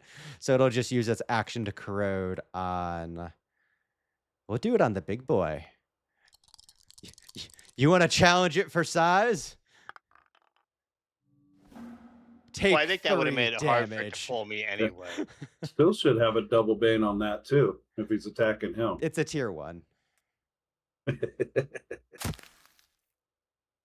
Okay. Wait. Ah!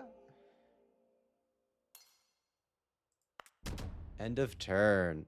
With that, any of you can choose to go. Hey guys, I've got enough for another strike now. Okay. Aha! I break through the restraint. There you go. Okay.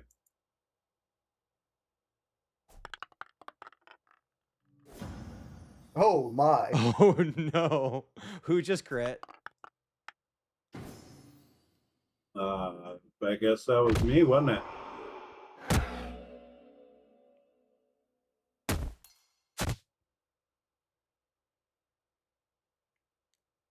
Jagan, you get another Yeah, action. Okay. It can be any Um, action you have. It doesn't have to be the same attack. You could use it for like an advance to move. You could use it for anything. Well, didn't it have me grabbed? It broke the So- grab. We have broken the grab. Oh. Okay. It I didn't don't have me know grabbed. what did it, Okay. but something broke the grab just then. Maybe because I force pushed it. That Probably. might have been it. Yeah, as opposed to like all Um, of Faerun's shifting the enemies and moving the enemies, the forced movement probably broke Okay. the grab. Well, I'm just going to use the same thing I had before because it still works.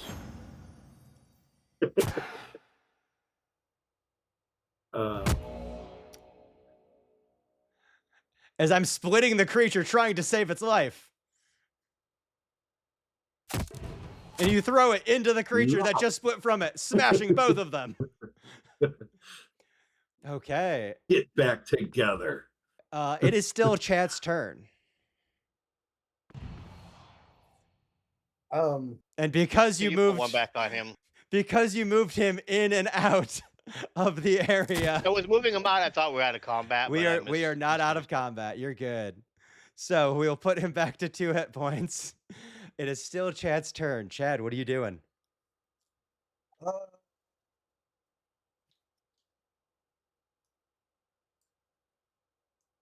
there's that I guess that's gonna be. I'm gonna move out of this thing. And that'll be it. That sounds like a good idea. Okay. From there, there's more of all these little missiles being shot. And I will once again activate the dart trap. So only 2 creatures. Only 2 creatures. This time I will target Gambit because I will kill that familiar. I figured you would. So, Vox, I need you to roll for both of them. And that's double tier 1, so that is 9 poison. And if your might is less than 3, weakened save ends. And with that, it looks like it did not automatically do the damage. So that did not happen earlier, but it's fine. We will damage you for 9. We will damage Gambit for 9, and then you are going to be weakened. Save ends. So I can go ahead and grab that. Go to weakened. Save. Awesome. So as the darts continue to shoot from the walls, that'll end that entity's turn, and we go on to either Faerun or Jagan. I would say you go ahead, Jake, because while you're big, right now I'm currently bigger, and I don't think I can fit down that tunnel. So I don't know what I can do.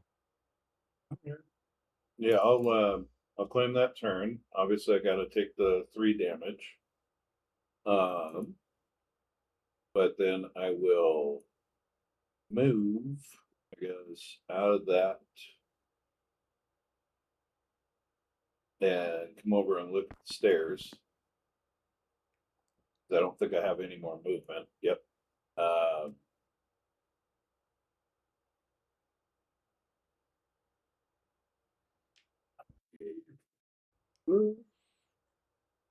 You could use your main action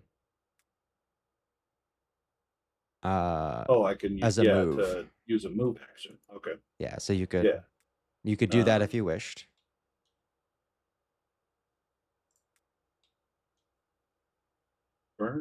there we go. Move. Is it possible for me to say I'm like looking at the stairs as I move down here, or is that not a thing? That Like would for take traps and your things like that? action to look for traps. Okay. Well, let's see if I set any off on those stairs. You do not. And I guess I can move that far too. Okay. That is where I moved. And I don't think any maneuver is actually going to do anything for me right now. So I can just end my turn. Okay. From there, you do see it opens up a little bit, but across the way from you, you see that there is a single door directly south of you. Okay. So there's some information there. And then the last one to activate is going to be Farron. Farron, it's your go.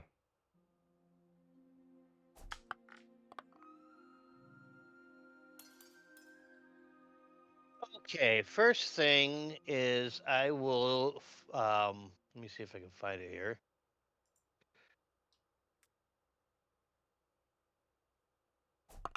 Search for hidden creature. Okay, what you get? Not enough. 4. Okay, there. You hear things just clicking and clacking. The gears, in the walls. You have the gauntlet still going behind you, and you don't know where it is, but something is activating the traps in this room, targeting you as individuals to get you hit. You don't know where it is though. The only other thing is I will move, and that's basically it. You have a main I'm action gonna still. guess. Sorry, I Oh, was just gonna say that. I'm gonna Okay, it guess says there's move. a reason why he really wanted to kill your familiar. As he uses his main action to dash and begins to squeeze, like he's pivoting one shoulder down as he's coming down the steps, just like approaching Jagan.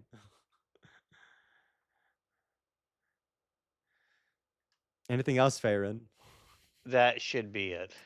Okay. With that, Question. yes. Oh, wait. Okay, I got it saving.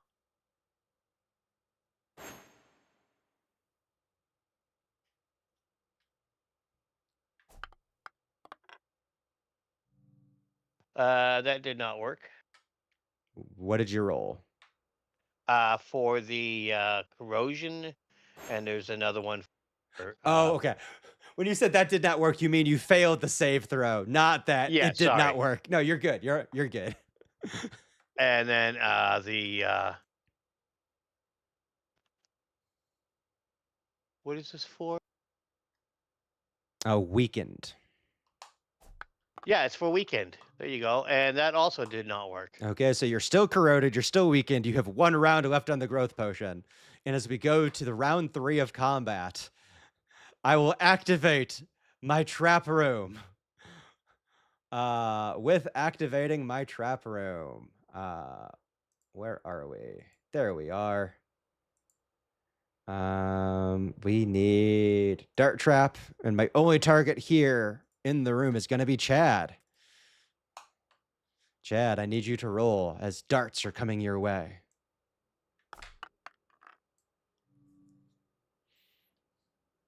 Okay, that is a tier 1. You will be taking 9 poison and gain. No, Chad, he said rolls. I'm sorry. Roll on the ground. Get out of the darts. So we will damage 9 on Chad. Not 99, just 9. And we'll go ahead and add in weakened save as you get hit by a dart in the neck as this wooziness takes over you. We continue on. Chad, Farron, or Jagan, who wants to go? So Chad should probably try to get out of that room. Yeah, but, let's let Chad go. I don't know if he can get past you in the stairwell.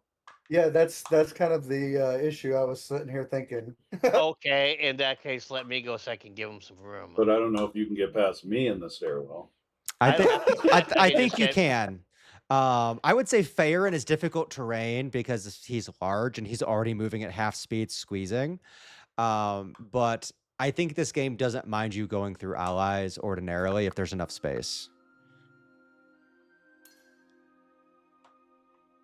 Well, I wasn't actually worried about going through anyway. I just got to give room for Chad to get down here, Okay. and I don't have anything else, so that'll be it for me. Okay. We'll end your turn and we can go on to Chad or Jagan. Wait, I got Go ahead, saving. Chad. throws.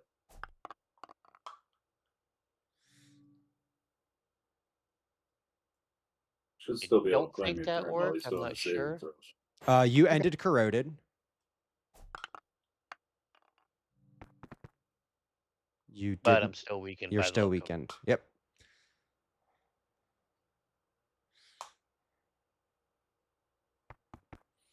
Okay. As you lot flee that chamber, would you lot like to end initiative? There's an option. Yeah. You have fled the battle chamber. Would you like to end initiative? Sure, I'm good with that. Okay. We will drop out of initiative as Farron you down into the corridor. All of the weakened conditions and all that stuff will end as we drop combat. So you're good there. I Jagan. am going to spend a recovery. Oh, easily. Feel free and spend those. Jagan, you're in front. What's going on? Well, he said there's a door down there. Come down here. Why in the heck is Starbucks Coffee Company trying to call me?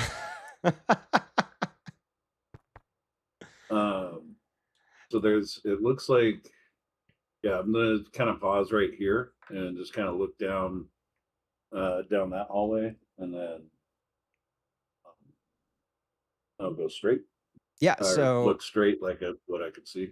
yeah, there's this small divergence, actually a large divergence considering the too wide hallway is the one going to the side. You have the single door in front of you, but then there's a grand set of double doors to the west. The double doors have a pair of armored knights carved into them and a big, heavy lock in the middle. As Jagan stopped to look down the hall, I ran into his back. Didn't realize he was stopping. I don't know, guys. There's a small door over here. Big door with some knights. Want to go check small door first?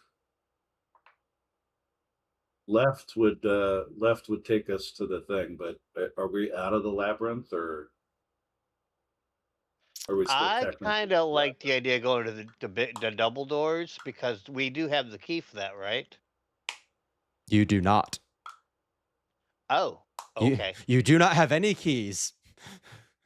I thought We have a key. It's Jagan's foot, but Or my hammer. You know, one of the two. Let's take a look at this door, I guess. Okay. You go up. You go down the I hallway. put myself like on the last edge, and it just pushed me in there. So that is a teleporter, as you have teleported down to the other end of this hallway as you see the door at the end. Wait. well, So, sorry. It teleported me down there, or the hallway is still there? The hallway is still there. The map is non-linear. because you guys have been going downstairs, going downstairs, going downstairs. So if they were to draw this regularly, where you are now would be overlapping a section of higher map above you. And so they have moved this Gotcha. section of the map to the side, and they have just linked 2 squares. And so you are walking Okay. straight down a corridor, and the Codex has this little teleporter. Gotcha. Sorry, I thought the hallway ended up here. Yeah, sorry about that. So yeah, I would go down to the end of the hallway to the door. The door has is what this I was- heavy what- crossbar on it. From my side? Yes. Oh, that means it's keeping something in. Hmm. Well, Chad, we want to go in and look at some stuff? No. Oh God. Chad, I'm sorry. I tried to pull you back on the map, but I pulled you through a teleporter. Do I want to go look at things? What Yeah, do we things? want to go look at some stuff? Baron, we good with coming into this? I'm just going to remove the bar and Yeah. does the door open towards me or towards the room? It opens towards you. Gotcha. Okay. Well, I'd suggest you guys step back. And then actually, Farron, do you have anything that could let you like listen at that door or anything like that? Because it looks like it's trying to block something in. So Not specifically. I mean, search, sneak, but those aren't really like listening in on stuff. Actually, no. There is one thing. Can I, because it is technically a language, can I kind of listen in and try mind speech, see if I can't pick up any No. mental? No, you cannot you cannot sonar for brains. All right. I've Chad, got do you have alertness. anything that might do a listen at a door? I've got alertness. That's about all I've got. I'm cool with that. Okay. Oh, okay, then I'll do an alert and I'll step up there and do an alert. Yeah. Go ahead and just drop a I'll power kind of roll. hug the wall. Yep, let him through. So just do a power roll and add your intuition +2 for alertness. All right.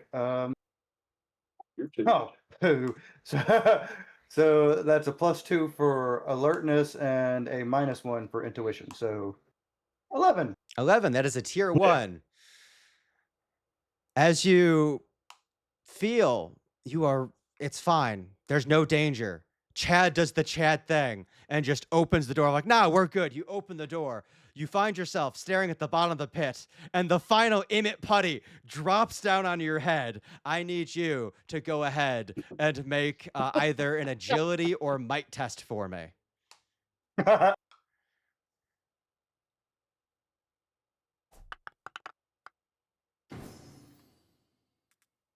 Mike, tier 2. Tier 2.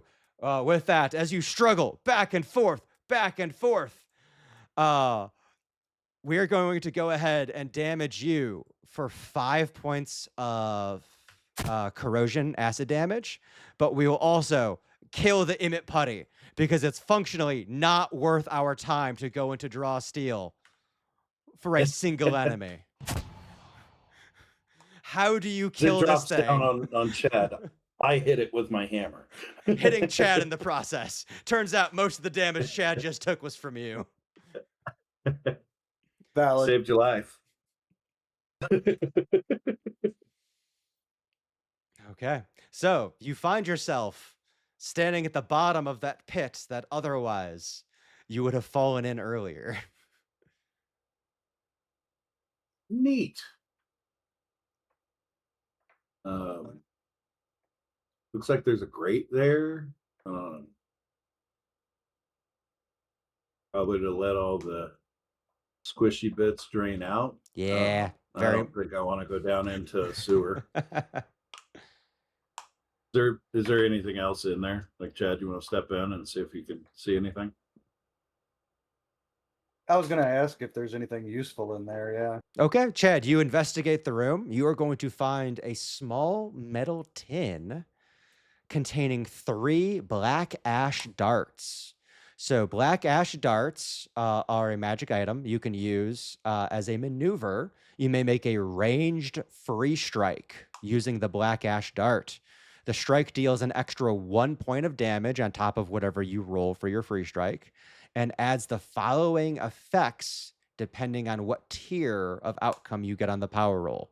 For a tier 1, you can teleport the target 2 squares. For a tier 2, you can teleport the target 4 squares. And for a tier 3, you can teleport the target 6 squares.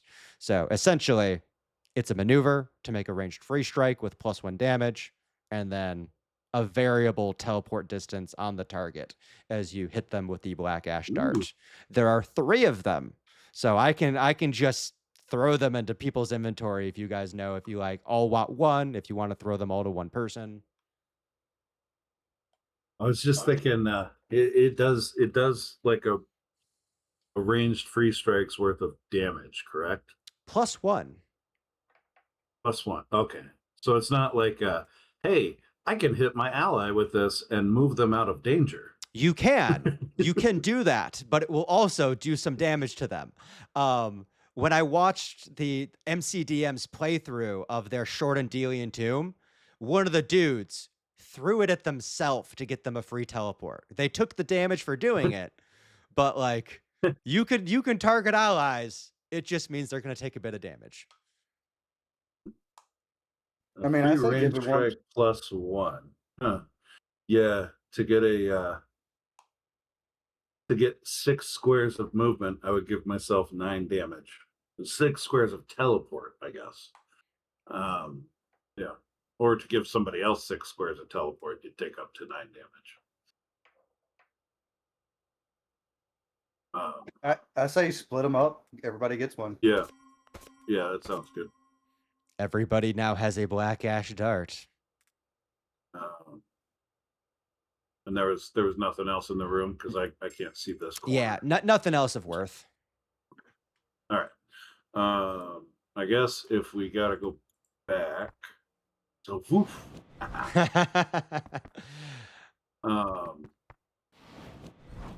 My guess is whoever's got the fastest movement is going to need to be able to squeeze through that wall, that little short passage area that was up in that room, and go down and investigate, possibly maybe turning off traps, and then the rest of us could try to squeeze in there. I've got a movement of 6, so I can do 12 with my. Oh wait, no. Yeah, it would be 12 with the main action. Yeah, my speed's only 5, so Mine's 5 too. Oh, I guess I guess- Chad goes then. Okay. I guess Chad gets to do the Chad thing. Maybe So swap places with yeah. Farron. Yeah. That way you start at a specific time. Okay, you I'm guys. assuming when I step in, it's going to be draw still. I mean, I'm just gonna do Yeah. that now. And actually, this is I rolled for it. Either way, we were gonna go heroes first, as you are essentially getting on like the starting line, ready to charge. So, Chad, are you going for it? You sprinting? Yep. Okay, we'll activate you and go ahead and do your first move. Awesome.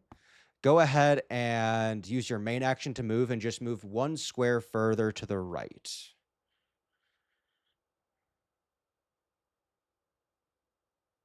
And then from there, I'm going to have you do an agility test to squeeze down the tunnel quickly. Do you think you have any skills to aid you in squeezing down the tunnel quickly?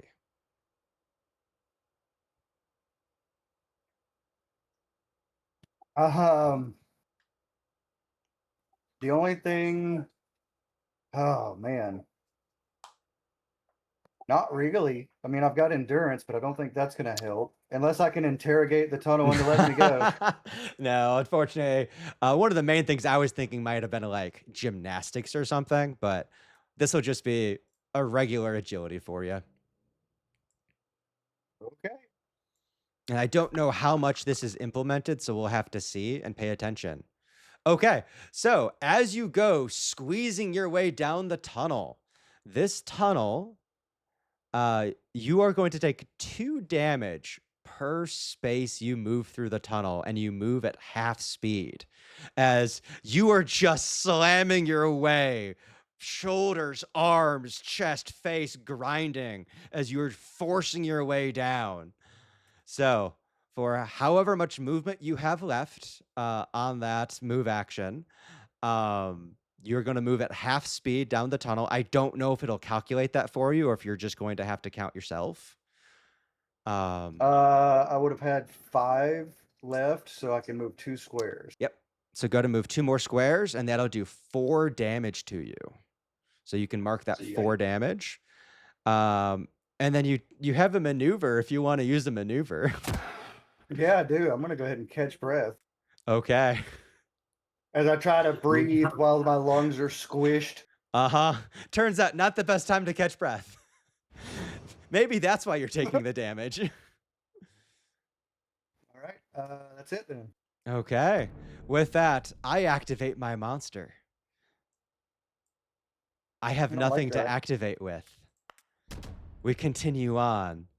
Jagan or Farron, as you have, Jagan, you have seen Chad just sprint out, hockey slam through the corner, very much, Captain America and the Winter Soldier going through the office building, just hits the wall and begins grinding into this squeezed tunnel. Would you like to do anything, Jagan? I mean, I'm a 1L, so I'm not thinking I could even fit down that hallway. That little tunnel thing. You can. But You can. I have a okay. little thing that says how things work. So if you wish to attempt, you may attempt to do so. Well, I know I wouldn't be able to get there on my turn because it's 10 squares of movement. So maybe I move up to. I mean, does it have to be me, or can Farron go? Farron can go, yeah. Farron's just farther Farron, behind you. You want to go up there? I will come up. You claim your turn. Let's do that. Well, I guess Josh did it for me.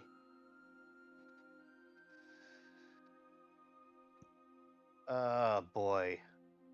You know what? I'm gonna come up just one short of the thing. So because I know Jagan will go next, and he can move into that first spot and be able to maybe make that run. And for that, that'll be my turn. Okay. Jagan, as we're playing a leapfrog. Okay. Yeah. So let's see here, because that'll take 2 squares of my movement to go past you. And then no one wants to be in the I think that room. is all of my movement, right? No? Okay, so I can get to here. If I got 5 squares of movement, I wouldn't be able to get into the 5th square here. 1, 2, 3. 1, 2, 3, 4. It depends on your roll. It depends on your roll of your squeeze whether you could get in or not. I'm immune to weekend, so why not? Yeah. Let's do use that advance. I'll go here. Oh, I forgot to hit confirm. Sorry. You're fine. You're fine. We know you have 1 square of movement left, so you're good. Yeah. Do you have any skills that are helpful with squeezing? Well, I could navigate my way down that little tunnel. I'm gonna say no. Your ability to know sense of direction and navigate by the stars and topography is not going to help you with your shoulder breath. With a tier 2. What about monsters? I know how monsters move. Well, you know that you need to adjust your shoulders. However, that takes time. For a tier 2 result, you would take no damage, but you still move at half speed down the tunnel, meaning you don't have enough movement to get in. Okay. But Yeah. we have now learned what a tier 2 result is it's still half speed, but no damage. Okay, with So my that, turn. we go to round 2. Any of you can choose to go now. Who wants to go? I'll go and keep squeezing down the tunnel. Chad's in the beginning because I can't squeeze past him. That makes sense. That makes sense. Chad, before you go, I need you to make another tunnel squeeze agility test. Oh So no. this is per round, which is for him, it's better because it can only get better from here Yeah. of not taking damage. And now, as you've had some experience, you move at half speed, but you take no damage. Fantastic. So half speed is going to bring with my main action of 12, bring it down to 6, which is my movement. So cool. Yeah, easy enough to calculate. As you Boom. get near the end, you begin to see a light at the end of the tunnel. And there's not much that your token can see yet, but I will say that you can see the edge of like some wooden like furniture boxes. And there's a greater thrum of the noise of gears and springs as you're approaching. You are finding a part of the mechanism. As we Okay. end your turn, I have someone in the room. I have someone I can shoot. So, Jagan. Turns out this is just a bunch of agility rolls right now. There is no thought, there's no mannerisms. It's just everyone make agility rolls for me for different things. Jump and endurance. Unfortunately, not for these darts. Okay. That is a tier 2, so you'll be taking 7 poison. So you can mark yourself for 7 poison damage. Okay. And then we go to probably your activation, but it's up to discussion. Yeah, I'm probably gonna take it just because I'm blocking the hallway here. And then I need to make an agility roll to go down there. Yes. At this point, you guys can just drop to make it faster. You can just drop your power roll and add your agility, since it doesn't seem like we're getting any other bonuses added on. You did say that I knew monsters took time, so I took a round. No.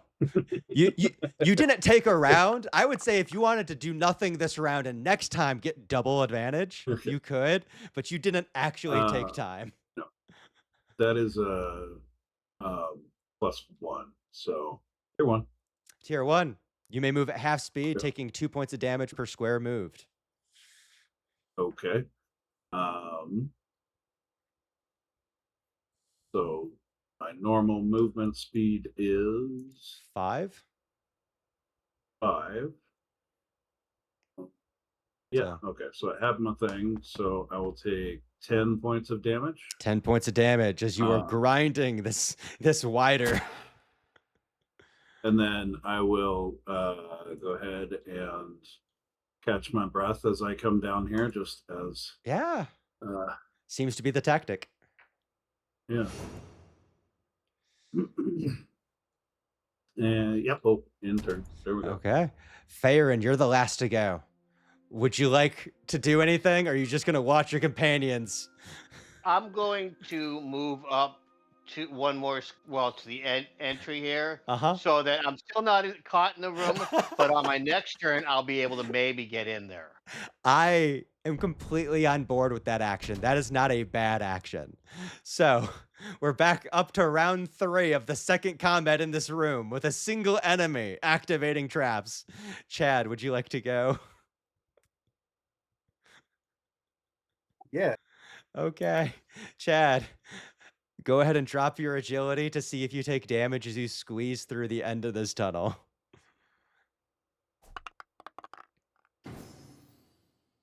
All right, tier 2. Tier 2, you're fine. So that'll be 3 squares of movement to get into the room. So I'll just move you into the room. So that'll be 3 squares of movement. As you get into the room, you see this entire mechanical apparatus with all these winches and levers. And standing on the dashboard, you have a hand, a slightly rotted hand running around, grabbing levers, pulling them, thrashing back and forth on the dashboard. Well then, I'm gonna hit him, I guess, with a concussive strike. Go ahead and make your attack.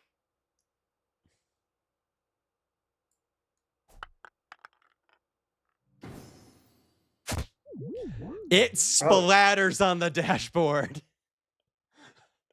You have killed the thing. As it Kill the splatters thing. on the dashboard, would you like to do anything else in this room, Chad? Does it look like there is anything I can do in here? There's a bunch of mean- levers. The levers that are down, I will push them up. Farron, you witness the room outside. As we're gonna end Chad's turn there. However, for ease, we will end this as you have taken control of the control room. For this particular victory, Chad, you are the highest damage dealer, dealing 4 points of damage as we separated this combat into 2 draw steals.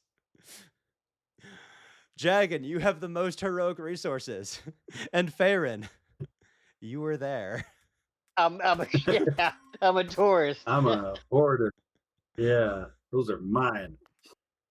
With that, Chad, as you are just operating all the levers up and down in time, as you pull them all down, you are going to hear the gears and winches stop vibrating, the pistons in the wall stop activating, as you are going to deactivate the gauntlet that you had to fight your way through. Additionally, in this room, you will find a large silver key. I found the key, guys. Okay. I'd like to think that Jagan's kind of in the middle, just passing, like yelling over to Chad, like, nope, that's in an arrow that way. I saw that arrow go the other way. And that is why Gambit had to die. Because Gambit could have easily gotten down there and Farron would have known what was going on.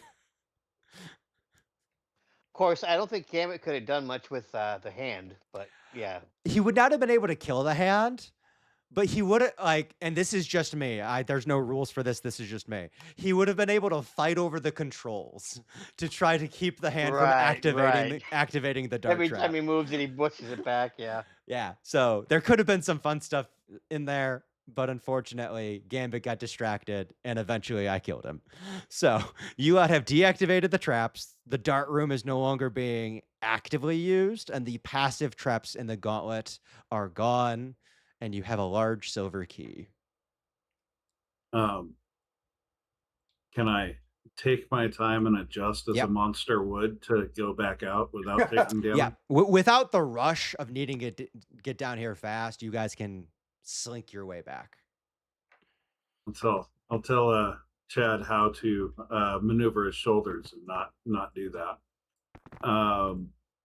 Also, if we've deactivated all the traps for the gauntlet, you guys want to maybe check and see if we missed anything in any of the dead ends? For ease of play, I will say you missed nothing in the dead ends. Okay. There's nothing that we could discover in the gauntlet, then yeah.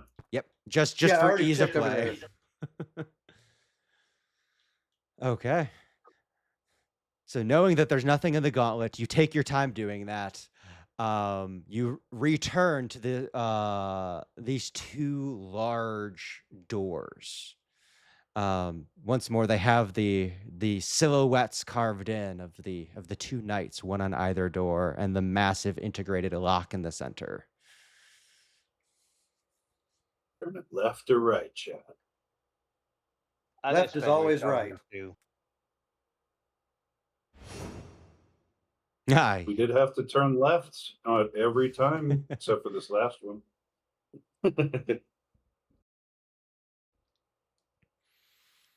Chad, you turn the key left, opening the door. Yep. As the door is thrown Ooh, open shiny. by the glamour of the cult of Chad, you are going to see, and I'll hold you up there as I describe stuff. You see a massive set of steps that leads to a landing where the Cup of Iulius sits on a plinth that stands between two massive flaming braziers. As you enter, a voice calls out, "No fell hand shall seize the Cup of Iulius so long as Dame Cornelia has bones with which to do something about it." An armored wight emerges from a sarcophagus on the landing. She produces a glaive, blocking your view of the chalice. She drives the blade into the ground, causing humanoid figures to wreathe and rise around her on the landing. And we will go ahead and unveil the final guardians.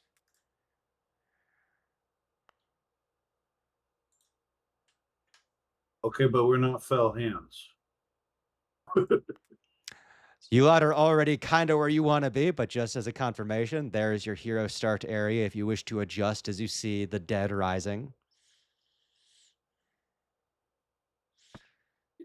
Cool, Yeah, cool. I would say we should probably, I mean, at least like from Jagan's standpoint, um, he's definitely going to be like in a reverent type of moment when he comes in because he knows this is a holy crypt like Mm-hmm. of that person. Yeah. And instead of allowing anyone to run forward and attack, he's going to put his arm out and be like, "Hold on, guys. Let's see if we Yeah. can tell this lady that we're not here for bad intentions." I'm with you on that. In fact, I think, and correct me if I'm wrong, I think you also have something for this, but oh God, I have edge on stopping combat or something. I gotta find that. Hold on. Jagan, make a reason test with your religion skill. Reason with religion. Yeah. So I just like do skilled, right? Yeah. Yeah. If you have religion, yeah.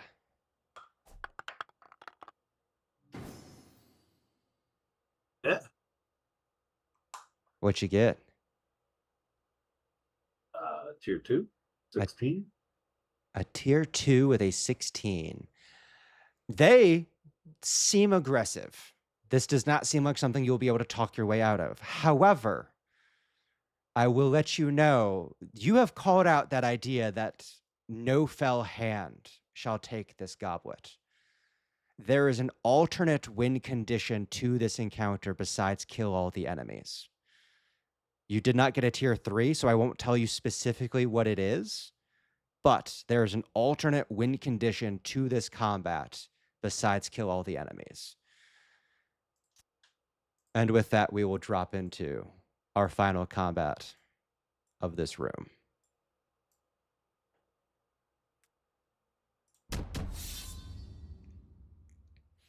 So,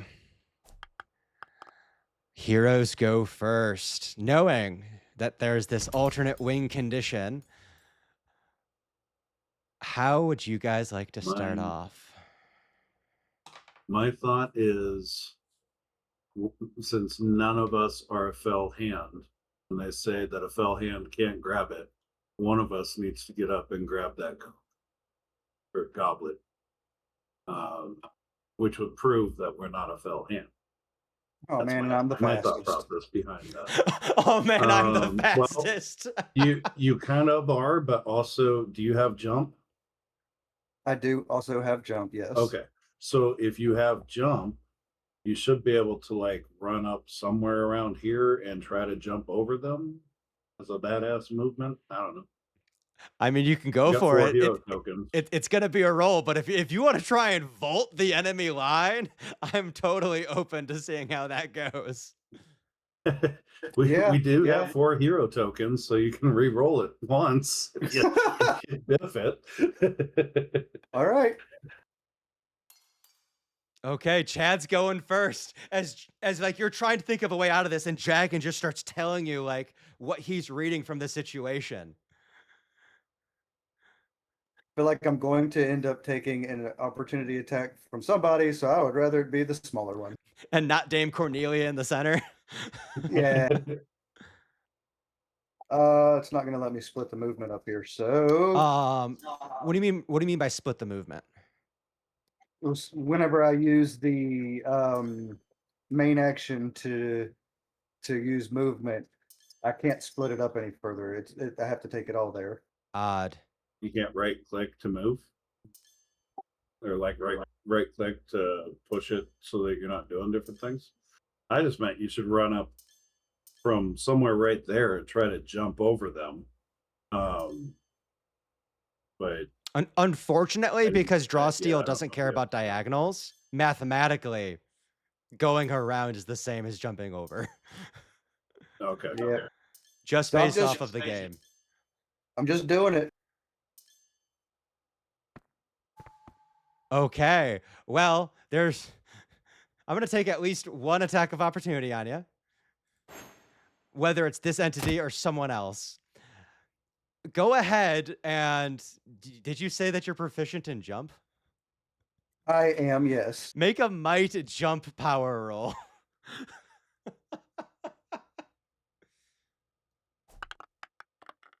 No, wait, hero token. Hero token. I'll go ahead and spend the hero token as you reroll. Yes, Does that take it to a tier 3? yes. You vault the enemy line, and I'll say that you vault them without taking any additional attacks of opportunity as you go over for that tier 3 success. As you get there, you place your hand upon the chalice, you pick it up. Their anger and attention is still upon you. You have been able to pick it up, but that is not the full end condition. There is another thing you must do in order for them to fully release from their undead hold on this chamber. I'm gonna drink it. There's nothing in the chalice. Oh, dang it. You So- got a water skin. Pour some in. You have a maneuver left. Oh, I do have a okay. I thought that grabbing it would have taken my maneuver. Nah, because this is too cool. Maneuver. I do have a water skin, so I would take that out and pour it into the cup. Okay, give me a moment. Drink. And drink if that's also allowed. I'm going to say that drinking is not allowed. Okay, Okay. I'll have to wait till next turn to drink. Oh God. So as you pull out your water skin with your maneuver and fill it, as the water pours in, you watch as it like shifts. It turns this kind of deep purple burgundy as it fills in. And then your mind kind of feels this expanse as you see the beginnings of that faint burgundy that then melds brown into a light honey color.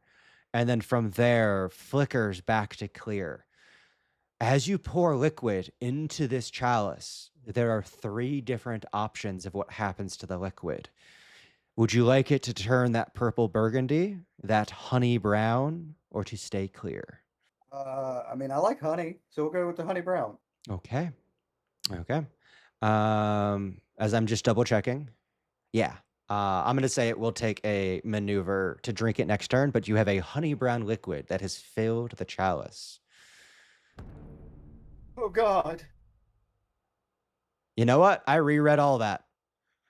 That's a lot of build up. It's still going to be there, but there's only going to be one effect in there. I read stuff that's wrong. I started making assumptions. That's on me. But at least it's honey brown. And it's going to be great. So with that, we go we're at the end of your turn, and at the end of your turn, I am going to activate Dame Cornelia's first villain action. Advance! Cornelia is going to shift up to her speed. During or after this movement, she can use her glaive swing attack twice. So she is going to shift up behind you, and she is going to glaive swing upon you.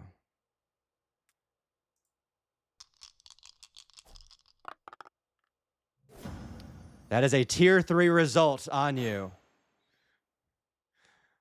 You parry and step away. We will accept the results. She has a second glaive swing that she can do. You're no longer in the area. What is that like as a tactician, seeing her also kind of this tactician warlord-like figure charging in, and she should be doing a massive turn, and you are negating half of it. What is that like? I've got the cup in one hand and my shield in the other hand, and I'm just backing away like, no, no, no, I gotta drink this. Hold on, hold on. Okay. With that, we will continue to Dame Cornelia's activation, as that was just her villain action at the end of your turn. For her activation, she is going to stare you down with her maneuver. You! The target is marked until the start of Cornelia's next turn. Oh, man. Cornelia and each of her allies gain an edge on abilities used against targets marked by her. So she is calling you out. She is then going Now, to... Yes? now I know what it feels like. Now you know what it feels like. She's going to move in, and she is going to use another of her glaive swings. Actually, before that, I could spend Malice for an ally within 10 to use a signature. I should check to see if I have any ranged signatures. That is melee. Oh, that's nice. But that's a big fella there. Yeah, no, I don't need to spend that. All of my nice signatures are melee, so she'll just do another glaive swing on you. And she has you marked, so that is a tier 3 for another 8 damage. And if your might is less than 3, you are slowed as she trips you up. And then one ally can make a free strike. Oh, I should have done that earlier. I screwed up. That's fine.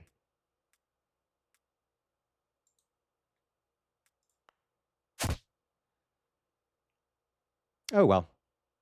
That These will be... stairs go up? Those stairs go up, yes. Okay. So that's going to be the end of Dame Cornelia's turn, and we go on to either Jagan or Faerun, as there's this tall set of stairs going up towards you. Do you mind, Farron? If I take it? Right ahead. Thank you. So Jagan's gonna start out his turn and just be like, "Hey, lady, we said we're here for the peace type of thing, and you acted rudely. So I'm gonna bring her back over to me, like that, and then." As I get up there and say that to her, I'm just gonna Jagan's gonna look over at this thing that's right next to him and just be like, "You can move now." And he's just gonna kick it away. Cool. And I think that is everything that I can do on my turn. But yes, that is. Okay. As you ascend upwards, I'm going to activate using 5 malice, the grasping, the hungry, as a bunch of ravenous, rotting undead arms burst forth from the stairs. Any creature who ends their turn adjacent to an affected square has to make an agility test versus some damage and possibly being restrained. And then while restrained in that way, you take a d6 damage at the start of each of your turns. So we're going to do the grasping, the hungry, and we're going to make it far more difficult for you lot to go back down the stairs as it was for you to go up.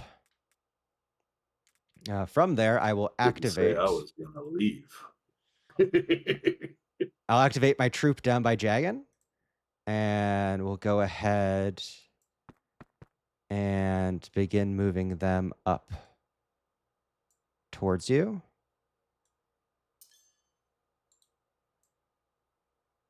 And we'll go ahead and have our main guy. He's going to do his clobber and clutch on you. This cowardly zombie is going to try and hold you down and begin siphon life from you. So that's going to be 6 damage. And unfortunately, he does not get the grab, so he does not get the other half of the clutch. From there, we will go to the decrepit skeletons that are moving up with him. And they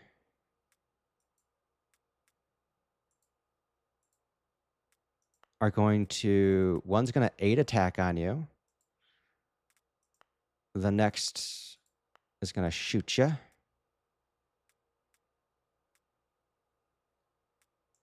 And shoot you, and shoot you.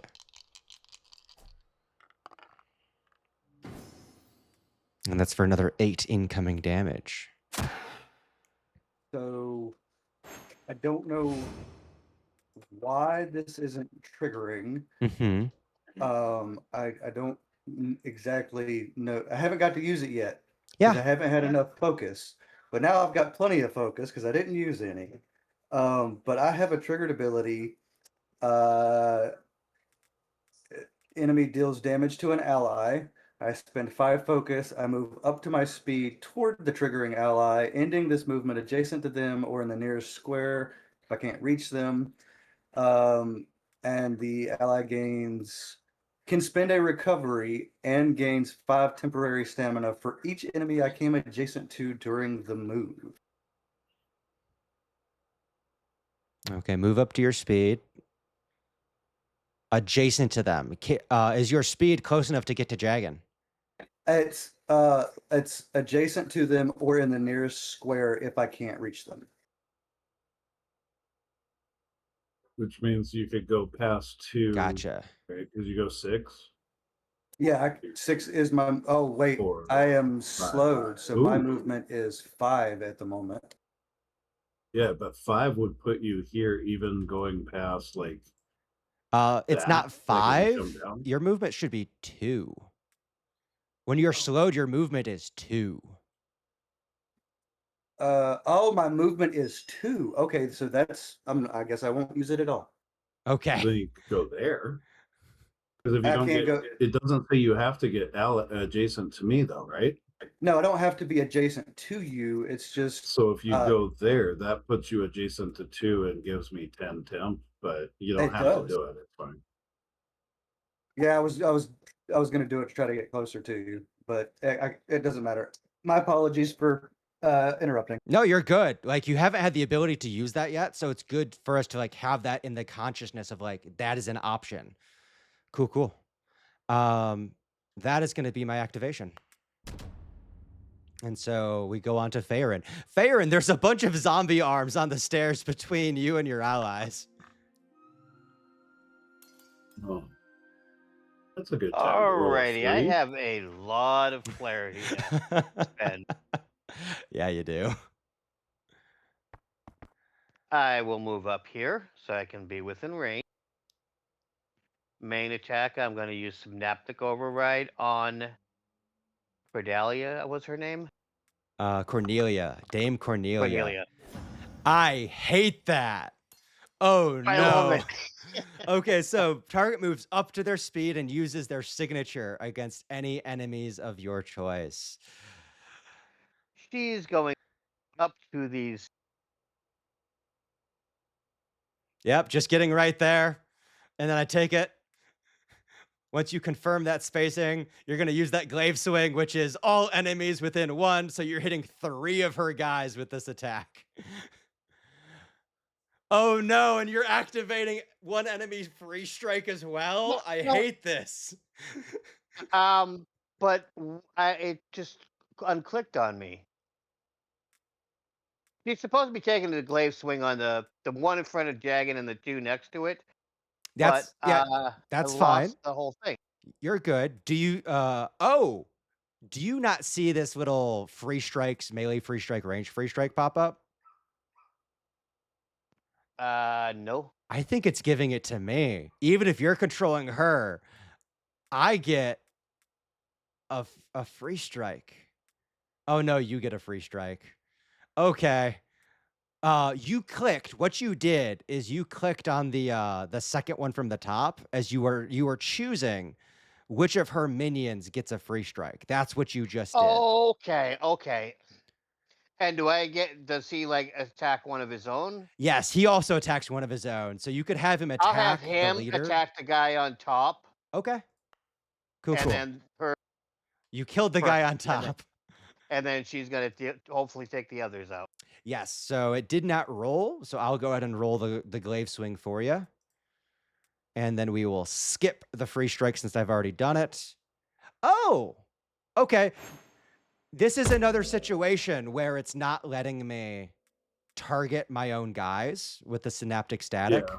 So as opposed to doing that proper, I'm just going to go ahead and do a power roll. I'm going And to then add the see. damage. Yeah, that is a 7, a 5, a 12 plus 3 is 15. That's a tier 3. So that is going to be 6 damage to each of them. And if their might is less than 2, they'll be slowed. I don't know if that'll be a problem since 6 damage here is going to kill both of them. And then the main guy will take the 6. And then he as well is going to be slowed by that effect. Save ends. So I'll mark him for that. Since Yep. it was still a main action that she had taken, I was able to use my judgment. That's not a main action. That's not a main action. But the way that it said it was that it was. I can't go back to it now, but it came up as a target because they used an action, like it was. I don't remember what the word is. But if that's not incorrect, then I'm you gonna would give her say, back 3. yeah, take back your 3, because she's not doing anything. This is not her turn. This is Farron outsourcing his attack damage through someone else's abilities. She is not doing anything. And for the remainder of my turn, I have movement. I'm going to use perfect clarity on Jagan. And that should be my turn. Okay. Why'd my hands go away? I was wondering the same thing. I haven't moved. Why'd my then, hands go away? The grasping the hungry. For clarity, I am outside of that. I know where the box was. No, you're good. Those are supposed to last for the end of the encounter. I'm reactivating those. They're supposed to be active. I don't know why they went away. There we go. Okay. Now, I have some more bad guys to activate. I will activate this crew up by Chad. This guy will come up to Chad. He will make his clobber and clutch.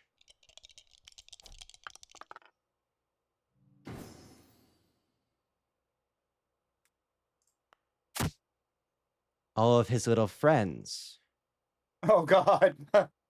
are going to make their bone bow attacks. Choose one of 4 targets. I'm gonna die. It doesn't want me to shoot you. That's odd. Well, I'll shoot Jagan.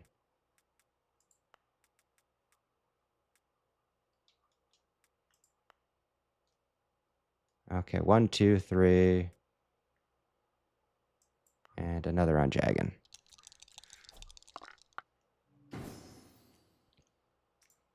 As bone bows are shooting everywhere, there's all these little splinters of bone shards. Choose one other target within distance to take 1 damage. So we'll choose that. We'll choose that. We'll choose that. And we are good with the little bone spurs shooting everywhere. That is all of their activations. My main dude, though, didn't take a maneuver. He'll 8 attack on Chad. And then we have the crew to the north. And the crew to the north... this guy will come up on Chad. And then these guys will come up over here. You know what? He'll be for flanking. Why not? And we'll do another clobber and clutch on Chad. As they're just swarming. They're trying to keep the Cup of Iulius from leaving. They're blocking the exit. Chad is now bleeding. Chad is at 0 stamina. And my other archers will make their bone bow shots.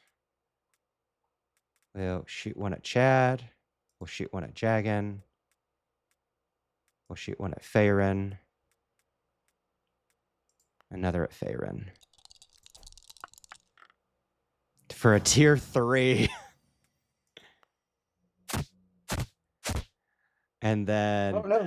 they have additional bone spurs.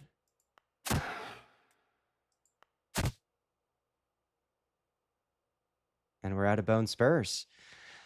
So we have these skeletons just shooting arrows everywhere, bouncing off, exploding out into shrapnel. We have Dame Cornelia having been brought up towards Jagan as you pull her up, and Faerun then also bringing her even closer, cleaving through, taking out many of her allies directly in front of her.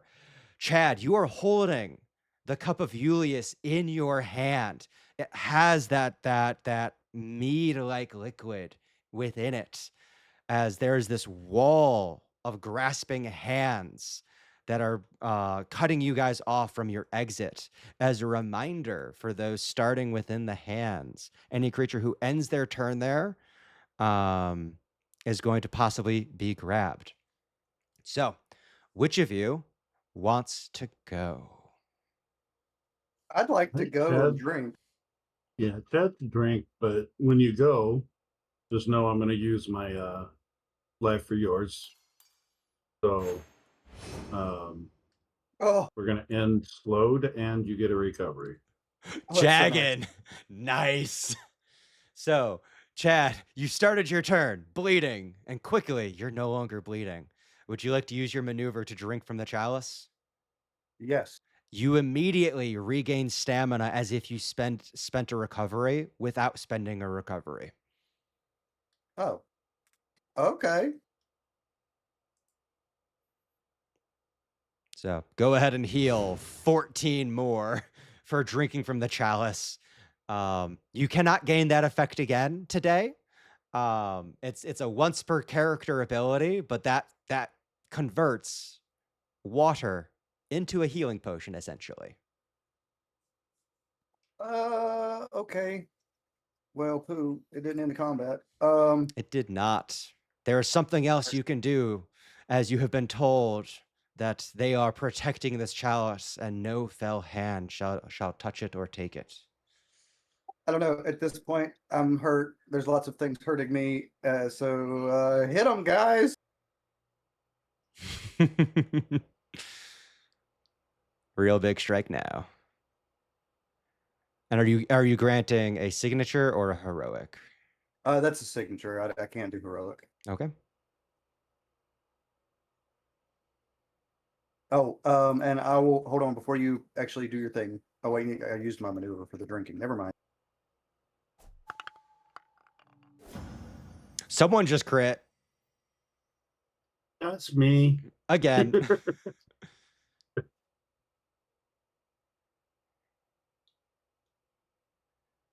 I'm holding on It mine till says he you does have the some thing. parries if you want to do parries. Oh, nice to have damage.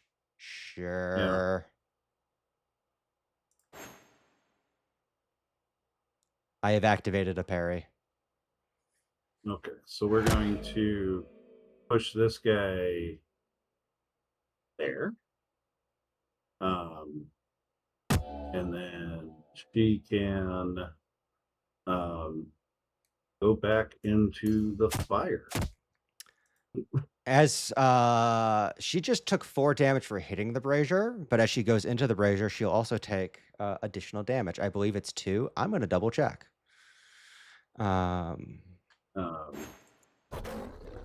And stay back or I shall taunt you again. Yep. It's another 2 damage on her. I guess it's I shall taunt you a second time. Very Yes. much so. Okay, so Jagan, did you do your second action based off of your crit? Oh yeah, I still have that. Sorry. And I can do Any whatever action. other action. Any Yeah, action. Okay. Obviously I can't move, but yeah. I'm just gonna see if I can get some action economy out of here. Apparently not. Okay. Farron, did you finish up your activation? I did. I did. Okay. And Jagan, you're good? Yep. Okay. With that, as you throw Cornelia back, she has a cool ability I want to use, but I think it's not the right time for it. So I think what we're going to do, yeah, we're going to focus down on Chad. Oh man. She is going to approach. I should activate her.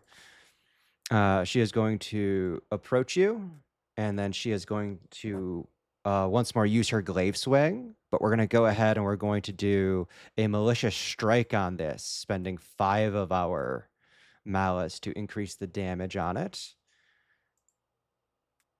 And then I'm going to spend another malice. That way, the zombie next to you, instead of making a free strike, he'll be able to make his signature. As she is just She bringing. should have a double bane, right? She is taunted. Yes. Yeah. Okay. Cool. So we will roll that. You taunted her. She cares about the chalice. One second before you confirm. Yeah. Because I can't see. I got a tier 1. Did it roll the dice? Okay.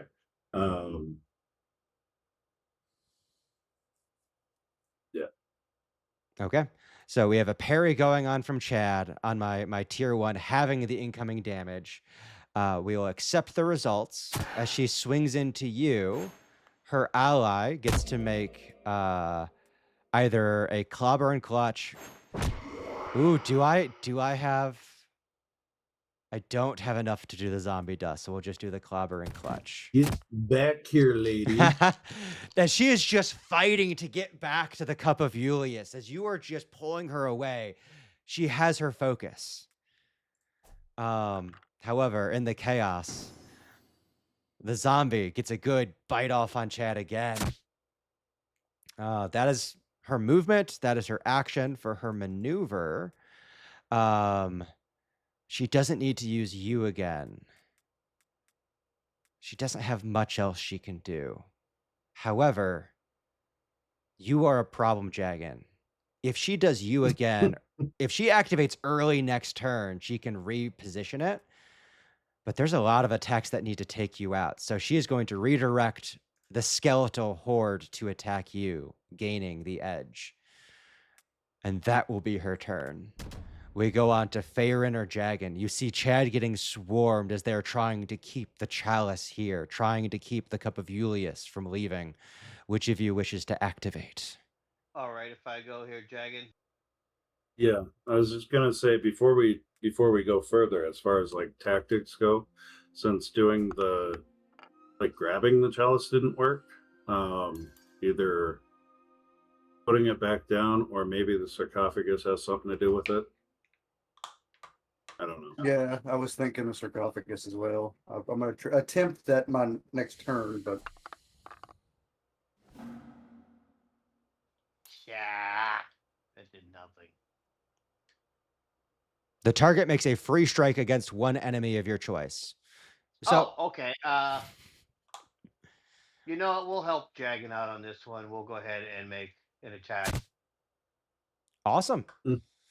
As she just And throws like a throwing axe at it. actually, You still have your maneuver. yeah, that's what I'm looking at. I'm gonna go ahead and on my maneuver, I'm gonna use a healing potion. Cool.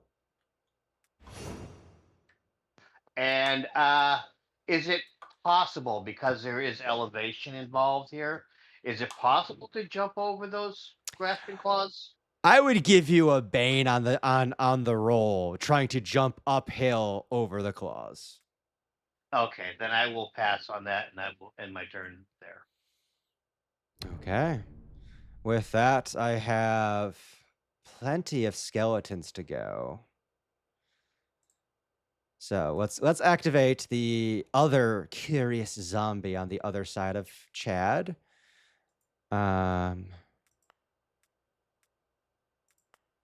At some point, they're gonna get the grab on you, man. At some point, they're gonna get the grab and be able to just drain your life force. Oh, hey, there it is. So you're going to be grabbed with that 7 damage, and a target who starts their turn grabbed by the zombie takes 2 corruption damage. A creature who takes 5 or more corruption damage this way becomes insatiably hungry for flesh and must complete the find a cure downtime to end this effect. They are going to attempt to turn you into a ghoul oh man, as they grab you and begin to siphon the goodly nature within you. With their maneuver, I should probably keep some malice next time for zombie dust, but for now they'll just 8 attack on you. And for all of the skeletons that they are operating with, they're going to come forward as they're going to try to start to take out your allies. So we're going to get 1 on Jagan, 1 on Farin. We'll throw 1 over on you.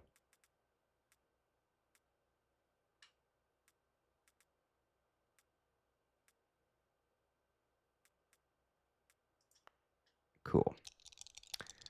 And let's get that rolling. So that is a 12 on the attack. So a tier 2 result. And then we have some bone spurs. Awesome.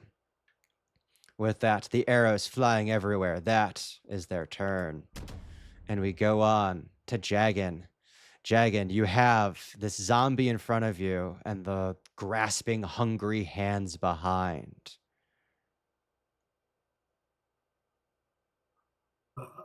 Oh yeah, claim turn. There we go. And then Jagan's gonna be like, okay, lady, you wanna play? We can go ahead and play. As you drink your potion. Yes. Potion of growth. And then he is going to move right here. Should be able to move right there. Why did it stop me? Grasping hands. Yeah, but I wouldn't have been like inside the grasping. Well, I guess I would if I took the potion right there. But Yeah. yeah, So did you take the potion right um, there? yeah. No, it just stopped me, but it still says I have a movement. Okay, you're good. So yeah, I'm gonna move right there and then not stop in the grasping hands. Mm-hmm. And then because I think we can try to get rid of some action economy instead of using the heroic directly against her this turn. We're just gonna all 5 of you are all stacked up nicely for me.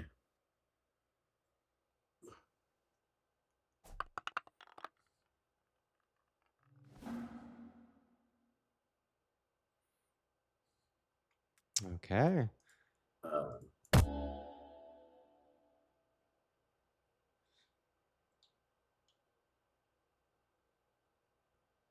did that not? Oh, I think she was like for some reason above. I don't know You because there ca- was 5 in that area. you have got to stop stacking people on top of each other. The Codex doesn't like it. It causes I problems. think it said at the end of the turn, I wasn't sure what it meant, and it was something new, but it said move to vacant position, which would have put her either Gotcha.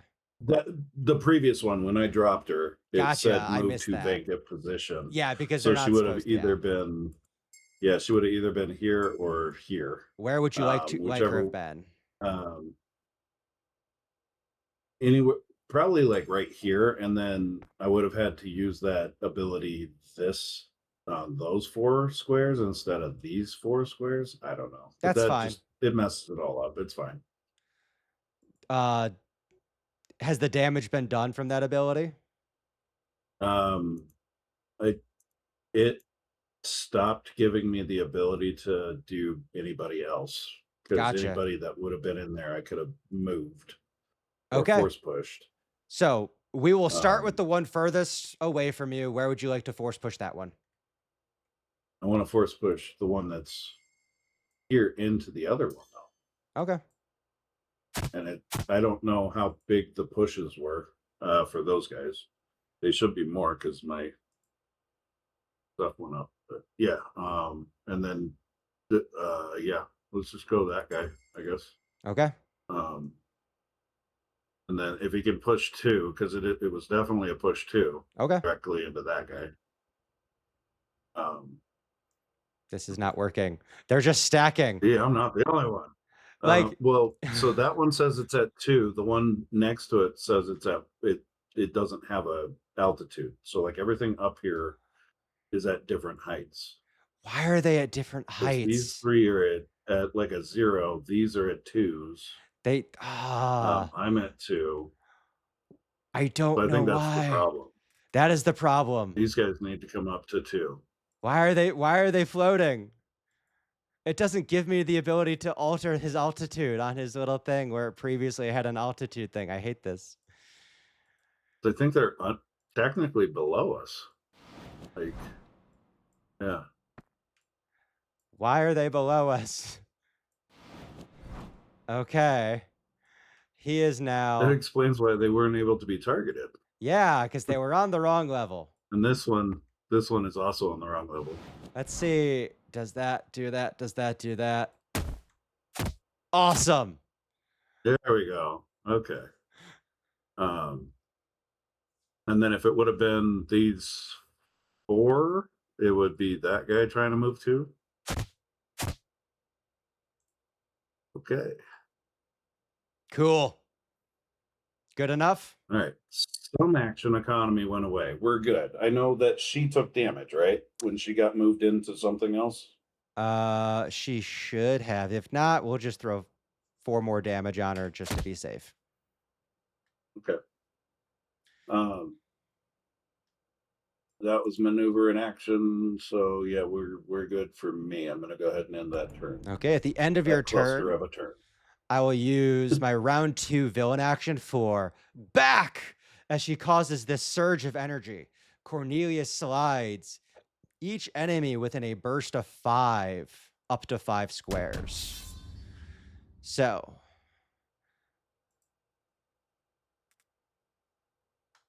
this is going to be all of you. She is getting to slide you all around. So Jagan, she is actually going to...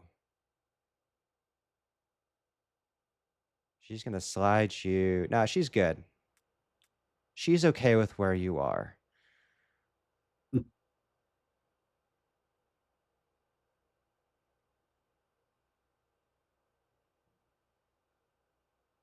I changed that opinion. Is it? I changed that Did opinion. it have me able to move 3 or 2 or 5? Well, my I'm just stability gonna move. Yeah, your matters. stability matters. So I'm gonna restart this because I changed my idea. I do want to move you, and oh, this is all weird. Okay, I just want to move you a little back, just a little bit. So well within your stability. We are then going to move Farron uphill as she pulls you in. And then Chad, 1, 2, 3, 4, I 5. cannot be moved because I am grabbed. I hate this. My I think plan. you can you? Nah, not shifted. Not slide. Or I guess Oh. slided. Slided is how we you guys, the force movement is how you broke the grab earlier. Yeah. So you can be. I don't know. Just whenever the ability popped up, it said grabbed, cannot be moved. Oh, I trust you. I trust the Codex. I've overridden the Codex multiple times. I need to stop doing that.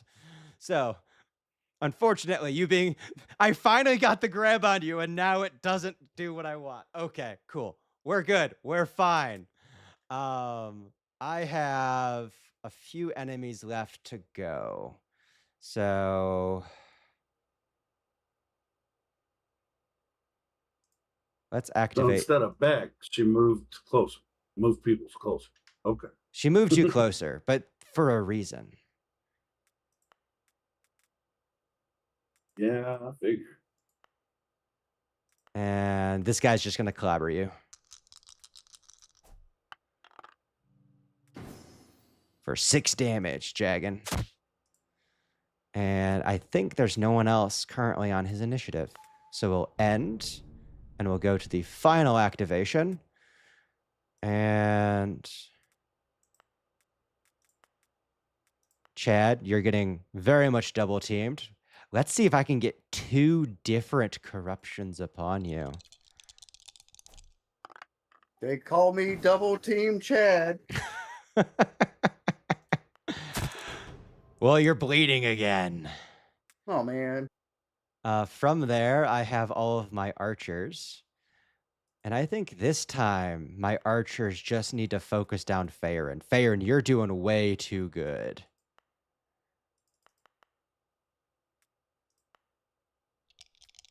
And then there'll be... Oh, no! No, don't attack him! I clicked on the wrong person! Oh, no! Oh, no! I might need to heal my guy. Yes, attack him. I need to heal my guy.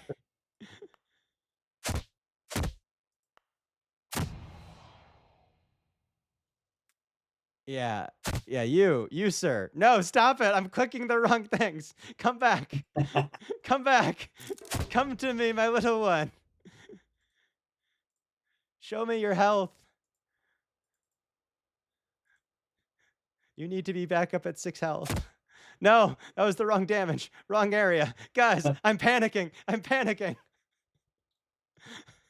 Okay. I missed his saving throw on the slow, which is fine. I missed a bunch of damage there. That's my fault. The bone spurs. It's fine. It's all fine. We'll end their turn. We'll start fresh again next turn. Okay.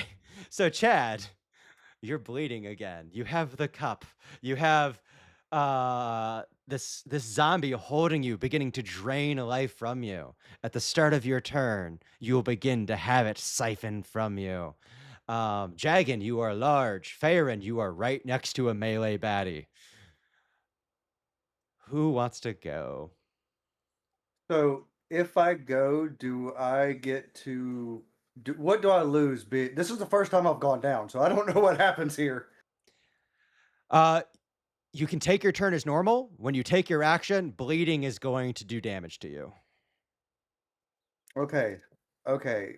So I still get a maneuver and everything? You get everything. You cannot take the catch breath action.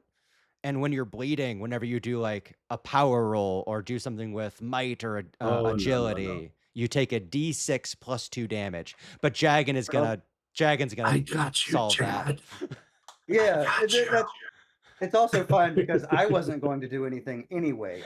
Once I take my turn, I'll have 10 focus. So Oh no. yeah, so I'm gonna do a strike now, and then I'm gonna do, hey, hit him again. Do we want Chad to go? I think Chad should probably go. What do you think, Fair? Go right ahead.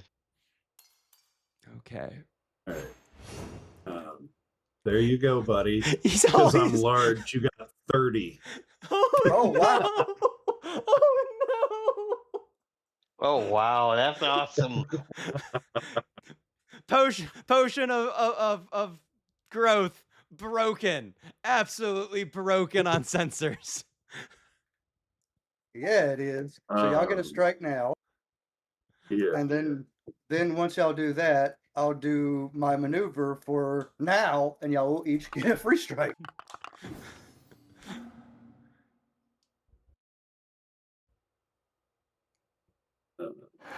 Lady.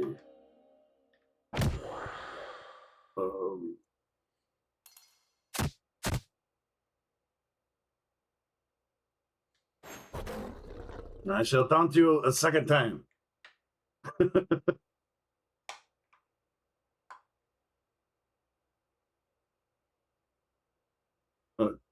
Do it again. Just a free strike, right? Yeah, this was just a free strike. Okay. This is crazy.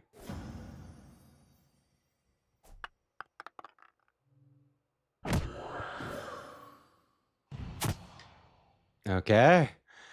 My guys are dropping. We have Lady Cornelia. We have 2 zombies held onto Chad and a host of skeletons remaining.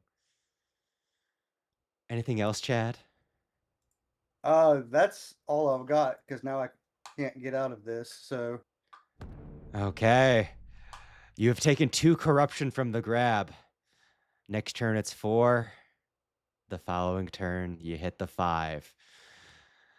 So, at the end of your turn, Lady Cornelia is going to use her final villain action called I Can Throw My Blade and So Should You. This is a 3 cube within 5. Unfortunately, I could not get Chad into this area as well. So she's just going to do this on Jagged and Farron. She is going to throw her glaive as it's going to whip through the air and come back. She is going to use her glaive swing against each target. Each ally within 5 squares of the area can then make a free strike against a target as well. There's going to be a lot of attacks here. So we will activate. I can throw my blade, and so can you. We are starting off with this 3x3 area.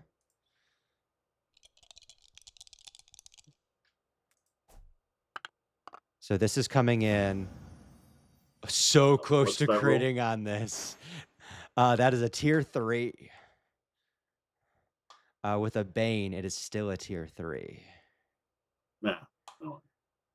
If you need to take that back, that's fine.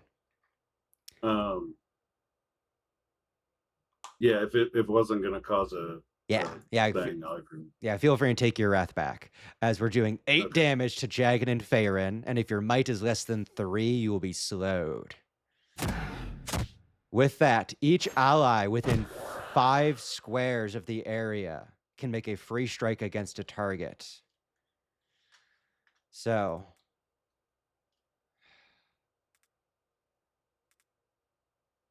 How does it want me to activate this? Can I move this out of the way so I can read? I can't. It's in the way. I think it wants me to choose. Yes, it wants me to choose everyone that will be making the free strikes. Only one individual is outside of the range of it, so those are our allies making the free strikes. Choose an ability. They're all, I guess, going to be ranged. One of them is in melee, but I don't know if I can choose per enemy. And so we will shoot. Oh, okay. I need to figure out who it's wanting to attack with because it's not telling me who the next one is. Nope. Nope, that needs to be ranged. I hate this. It's not telling me who. Well, we'll do it anyways. I'm going to assume it's going counterclockwise. I think it's in the order you clicked them. You know, that makes sense. That makes a lot of sense. And for whatever reason, it's only letting me choose Dragon as targets. It's not letting me choose anybody else. Because they got to be within 5, right? I don't. Yeah. I'm the biggest guy on the field. It should also be letting me choose Farron for some of these, but it's fine. It's fine. Dragon, as she goes, I can throw my blade and so should you. Just all of these skeletons hail a volley upon you. Each ally within 5 squares of the area can make a free strike, blah, blah, blah. Choose allies. I'm done with that. Cool, cool. So that was the villain action. Now it's Lady Cornelia's turn proper. Dame Cornelia. She has malice. She has fighting ability. Dragon, all of a sudden, I really need to kill you because your ability to heal 30 points at a time is crazy. She is going to move up to you. She is going to do a glaive swing. And she is going to activate with 1 malice the ability for a signature from an ally. So she's glaive swinging on you and Farron, since this is an AoE. Gets a tier 1 result. Well, I actually saw that one. Yeah. As you hit her back. We will skip the forced movement.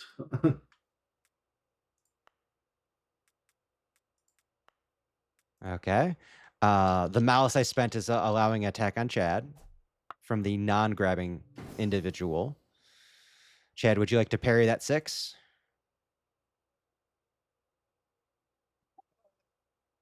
Yeah. Okay. And it's still Dame Cornelia's turn.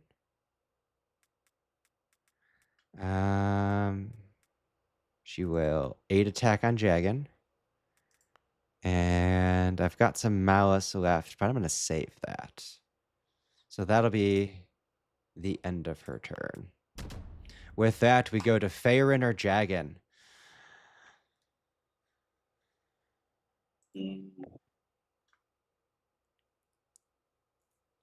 You got something, or should I? I mean, kind of, but I mean, if you got something big, you could probably go if you want. I have something big if it works. That's what I got. Okay. You're also at like 11, so if you need to catch a breath or something. Oh, I know.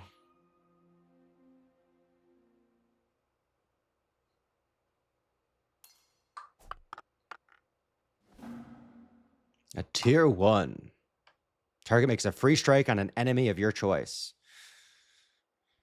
Let's do. Probably one of these guys.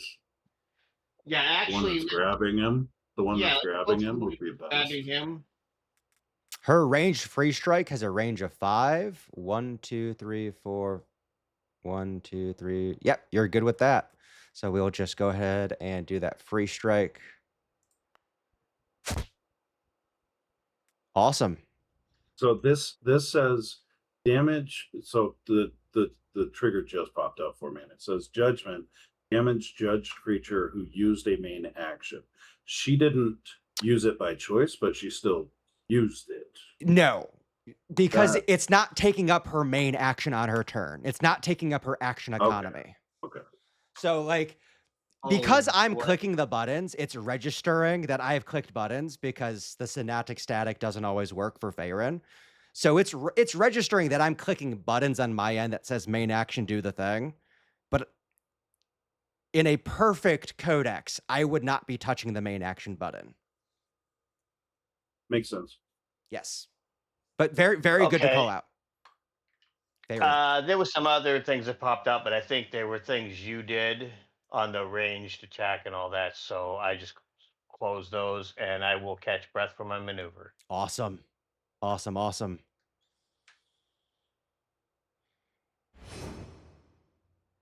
And that's my turn. Okay. I will activate my horde.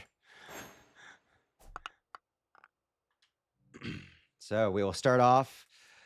I'm going to do a maneuver to do a zombie dust, spending 3 of my malice on Chad. Oh, I don't like that.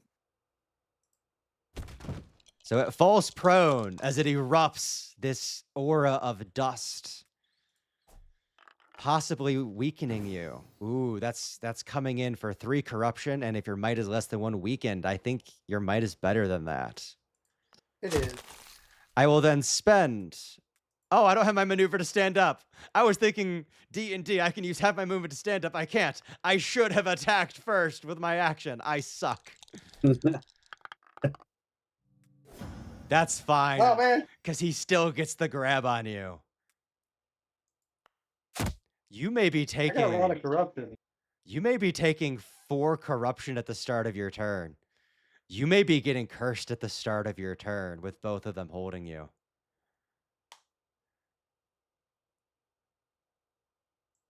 From there, I'm going to grab my archers and form a firing line.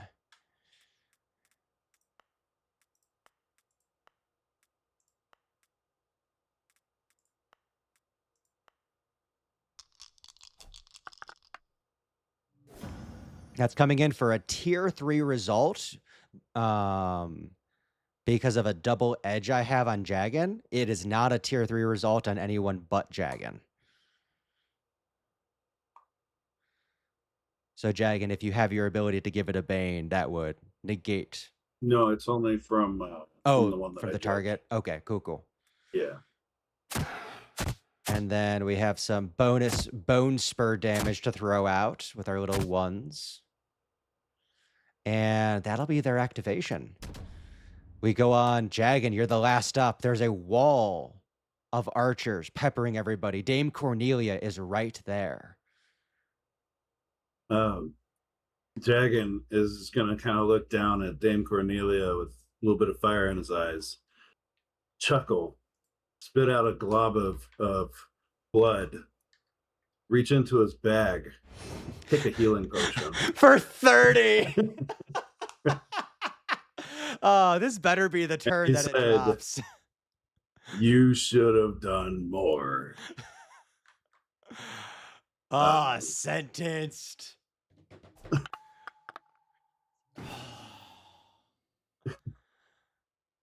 I was hoping for a crit. I was hoping for a crit Um, too. And then I shall taunt you a second time. But since I have her, Uh-huh. she doesn't need to be that close to Faerun. And she should have been pulled right here into the brazier. Oh, sucks to be me. She'll take 2 more damage. Yeah. She's I'm gonna burning. drag her over here and be like, come here. we're gonna figure this alternate thing out, and you can quit, or we can just kill all of you. Okay. With that, I have a single activation left. My archer will shoot Farron with a tier 2 for 4 damage. And then we will bone spur. And then the guy holding on to Chad, he will make his clobber and clutch from the north for another 6 damage. And then I have 3 more malice as he explodes into zombie dust. Oh my God, so much corruption. For another 3 damage. As you are back to bleeding, and at the start of your turn, the corruption will fully seep in as the hunger of flesh presides. Can I ask a question before we move through the start of turns? Yeah. Did my I'm trying to scroll back through the log, but I don't know if was her presence less than 1. Her presence is 2. Okay, so she should not have been restrained, and if she was not restrained, she wouldn't have taken the 2, and I would not have moved. I thought for some reason I had her restrained, so I just wanted to make sure that she gets that 2 back, and then, yeah. I appreciate you. Sorry about that. No, you're good. You're good. Turns out the Codex, despite having some glitches, knows what it's doing. Okay, so with that, Cornelia, weak. Chad, the edge of darkness creeping through his veins, his nerves, his mind. Who wants to go?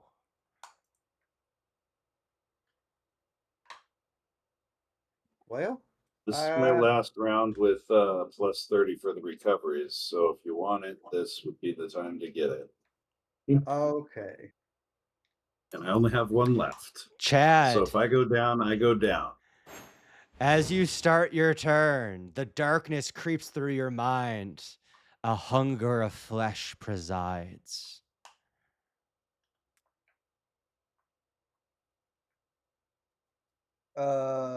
Does this change what I'm able to do, or? No, you're good for now.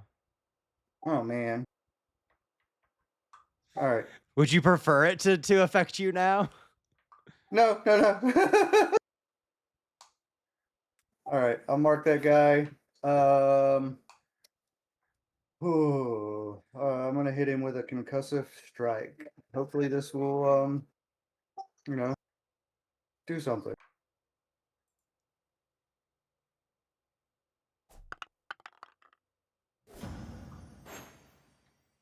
Oh, 16 damage is doing something, yeah. That's killing him. Oh yay. It required the focus you spent for that plus 4 damage. It took the focus to do it too. It looks like he's still up. Oh.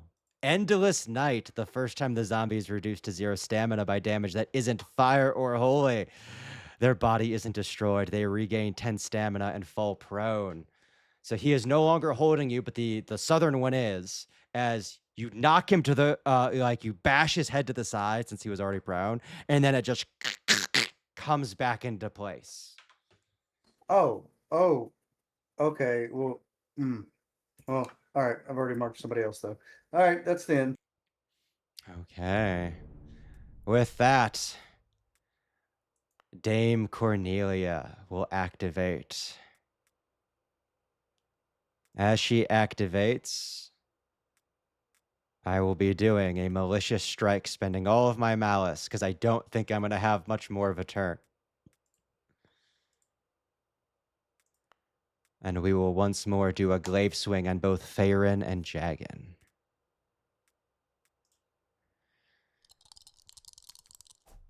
This is a total of an 18 for a tier 3.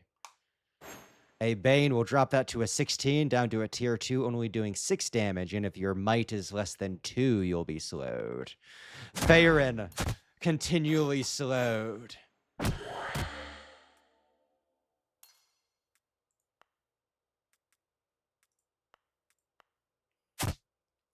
And then the zombie on Chad getting a free strike because of the glaive swing.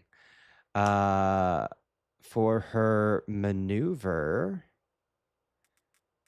she doesn't have a lot, but she will do a knockback on Faerun. Because I forgot about a mechanic. That is a push 2 on Faerun. Would Bane put her down to a tier 1? A Bane would not put her. Actually, she got an 18. She has a Bane already. She has a double Bane already. So no, Bane would not affect her. Okay. So she is going to push Faerun 1 square.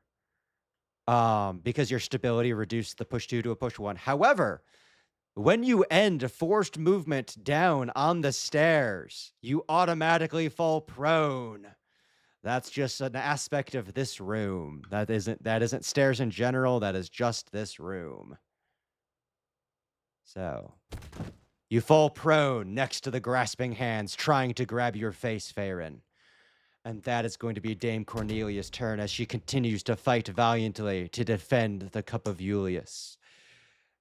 Either Faerun or Jagan may go. Baron, if you want to go to do a catch breath, you can, or be able to use a recovery. That way you can make it through the next one.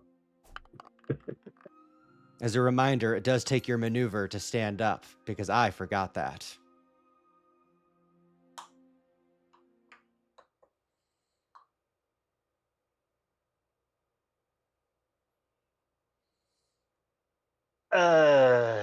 Yeah.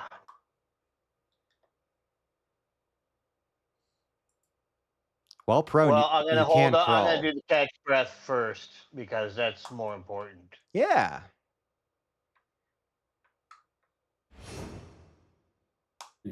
You could crawl out of the grasping hands. Yeah, you can crawl for 2 squares for your move. Just getting right back up to her.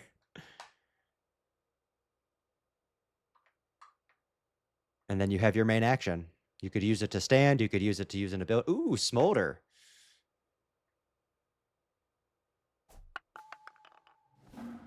For a tier 1 for 5 damage on her. Should have flanking. Double check. And Is that what's next to it? Smolder is a ranged attack. Flanking only affects Okay, melee never mind. attacks. Okay.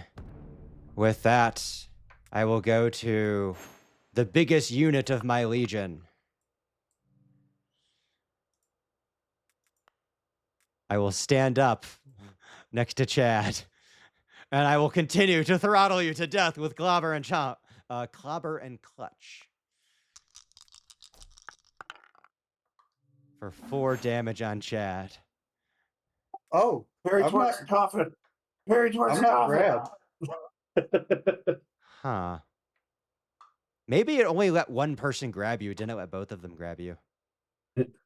Parry towards the coffin. In that Towards the coffin. if you can only be grabbed by one creature at a time, then you have 1 round before the curse. They have to grab you again for the curse to set in, since they couldn't double up on the grab. Oh, Yeah, you got 1 round for the curse then. And then why not? He'll come over here trying to get in your way. And then all of his friends will go ahead and make their bow shots. A bow shot there. A bow shot there. A bow shot there. And a bow I shot think you there. attacked yourself again. Oh, crap. Well, Yeah. I'll undamage and then we'll damage you for it. 2 damage. It's going to matter so much. Oh man, I can do the additional damage on yours. So we will. I'm double damaging myself again. I forgot about the bone spurs. Chad, take 4 damage. How much? 4. As we'll just throw the bone spurs there too. So that is going to be their activation as they are trying to hold you off. And Jagan, you're the last to go. You have enemies abound. You have Feyrin at Lady Cornelia's feet. Let's see here. That's a range of 5, I think. Oh, here we go.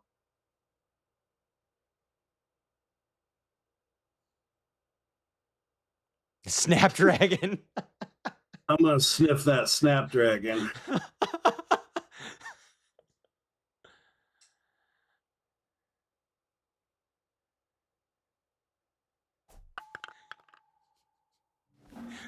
For 17 damage on a tier 1.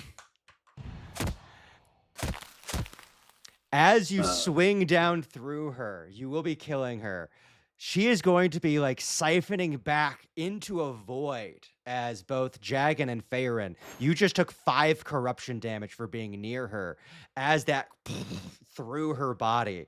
As she warps out of this space, you almost hear at the end of it this relief gasp take the air.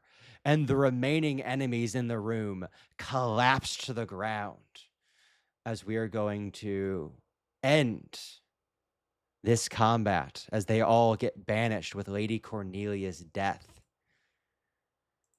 Oh, And so do I have the curse or not? you're good. This is ended before the curse has come. With that, you all are going to gain a victory as the enemies collapse down. Let me see that chalice, please. Yeah, here, have it. And you can go ahead and get a free... I can use a recovery for that. Yes, the chalice, you can get 1 free recovery out of it. Okay, because I don't have any left, and I was bloody after coming out of the. Yeah, I'm the at giant. 0 recovery. You were bloodied or you were bleeding? I was bleeding. Like I was at -8. Oh Like, no! Oh after no! coming out of that combat, when it came down, everything went in half again. It almost So killed it put me you. at -8. It almost killed you. Oh no! Oh no! I have 48, right? Yeah. Or is it if you just go down a recovery level? No, it's half. So 24, but like 16 damage from death when you were well above. Like that's a big swing. So as they kind of everything collapses and you begin passing around this chalice, Feyrin, if you wish, you may also get a free recovery out of the chalice. Yes, please. How do I do that? Just add your recovery value to your hit points. Chad Investigate the sarcophagus. Chad's spending a recovery of his own since he's already drinking from the chalice. As you open the sarcophagus, you find the bones of Dame Cornelia. You see the pitted, rusted armor, the glaive, and you see a shawl about her. This, sorry, there's helpful text over top the information I need. As you go searching through and you touch this tattered cloak, your mind is filled with thoughts of revenge. This is a Revenger's Wrap. This is a tiered, leveled treasure. It is magic neckwear. While you wear this cloak, any creature who damages you is marked for revenge until the end of your next turn or until another creature damages you. So essentially, the most recent person to damage you has a curse on them. Any strike Huh. you make against a creature marked for revenge deals extra damage equal to your highest characteristic score. So in this case, +2. And whenever you damage a creature marked for revenge, they are also bleeding until the end of your next turn. And then as you get to 5th and 9th level, it gets more powerful. But essentially, whoever's the last person to hit you, when you hit them, you do +2 damage and bleeding. That's Okay. interesting. Is it melee hits specifically, or does it matter? Any strike. So abilities have to have the strike keyword. Okay. And strike is defined as any ability that deals damage to or imposes an effect on a specific chosen target.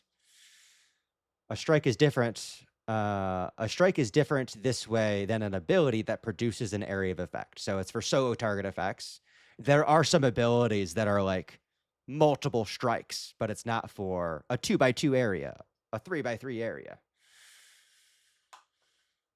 Yeah, because like my back blasphemer doesn't have strike; it just has area magic melee Yeah. weapon. So that would not And then happen for that.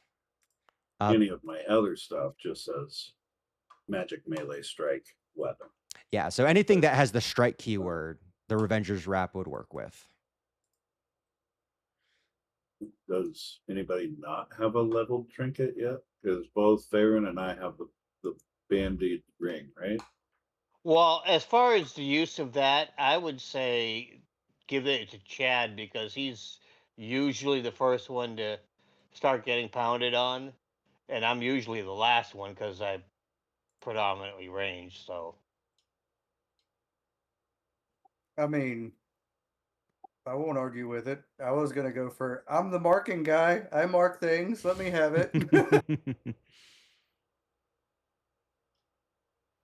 Yes, But also, I got the bloodbound land, so it would be the only uh magical item that I can use. I have that weapon, but I don't use two-handed weapons, so